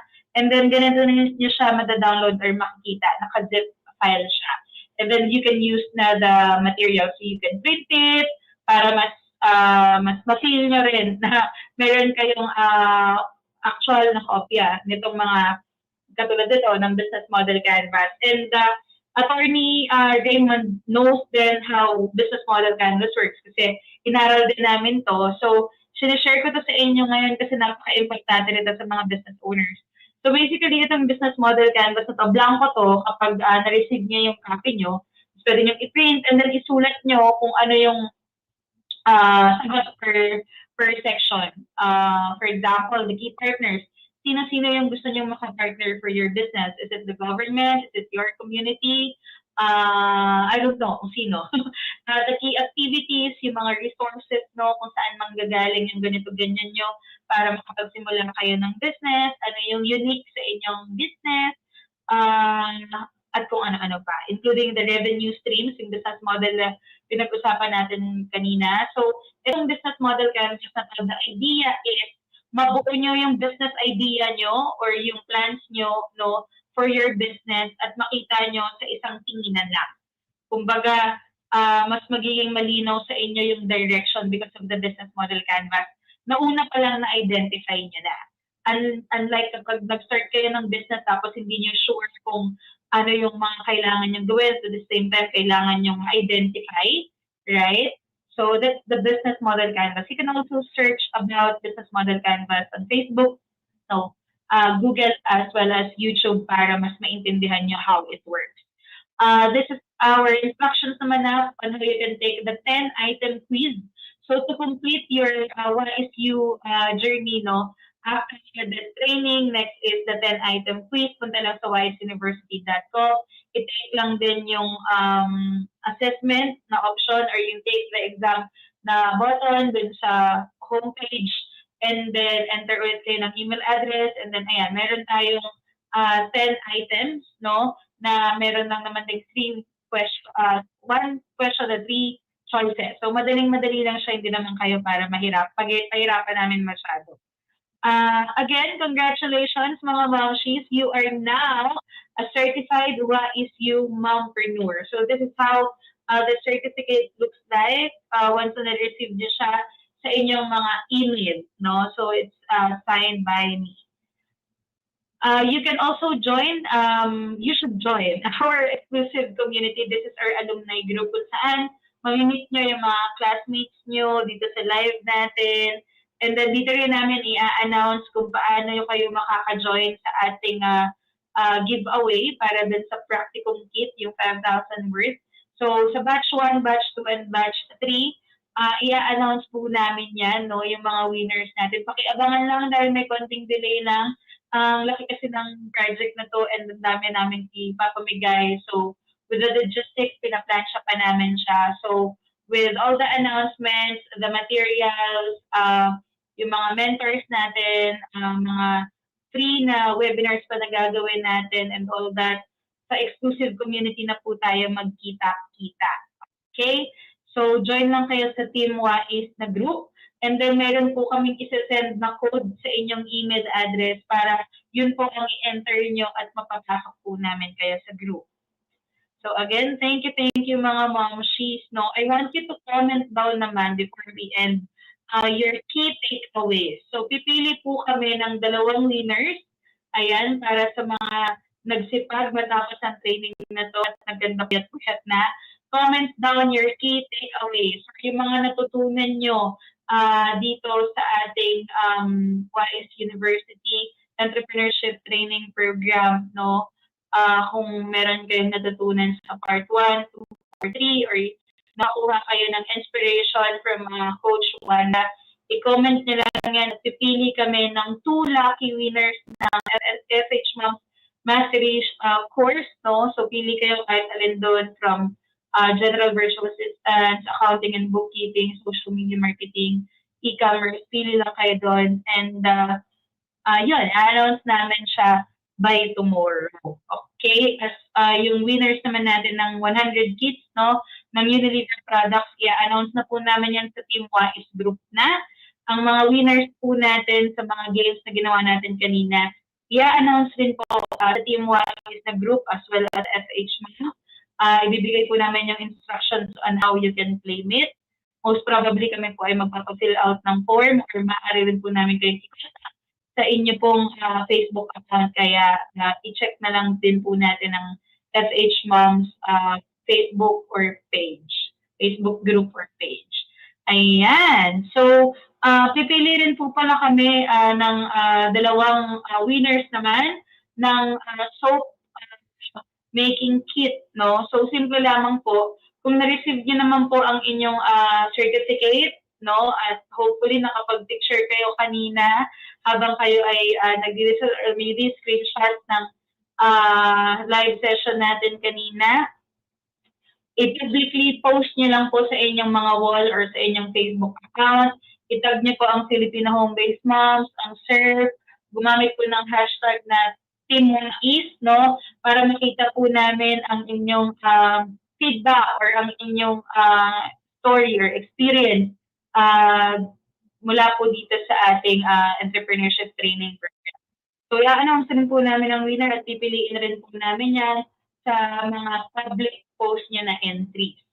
So, ayan. Maraming salamat mga momshies. Keep on commenting your key takeaways para sa chance na manalo ng mastery courses. Okay? Thank you. And if you're not yet a member, please join the Home-Based Moms Facebook group para po sa mga announcement. Tayo po ay merong ganitong klaseng training. Sa susunod po na buwan, ibang topic naman po ang ating pag-usapan. Siguraduhin po namin na kayo ay natutunan talaga. No? Hindi po kami titigil. Hindi po kayo naging successful kahit makulitan na po kayo sa amin. Ayan. Sabi ng Sheila dito, ayan. Basahin muna natin. Sabi ni Mami, thank you, Mami MK. Madami po akong natutunan from what it is to register your business and process how to do it. Ayan. Si Mami Leia naman, difference with sole proprietorship and corporation and when to register. Mukhang nagustuhan niya talaga yung session natin with Attorney Rodis, no? Sabi ni Mami Aimee here, thank you for the very informative training launch. My takeaway for this training session is the importance of self-knowledge in order to go forward with our goals in life or in business. Gusto ko dati pa mag-start ng small business dahil sa webinar na to. Nalaman ko na there are a lot of factors to consider, like dapat analyze muna ang mga possible competitor, and BIR and DTI filing. Ayan. Sabi naman ni Mami Sheila dito, alamin mo mabuti kung ano ang niche mo at if ano ang pinagkaiba ng sole prop to corporation and all businesses, may mas maganda if i-register para doon tayo lagi sa legal in case may mangyari. Yes, sobrang dami nating mga realizations, mga momshies. Again, thank you, and please wait for our announcement para sa batch 4, no? At iba pa naming opportunities na i-share sa inyo about entrepreneurship. Again, congratulations to all of our graduates. Maraming salamat po sa inyong lahat. Bye, mga Wais Momshies! Bye-bye!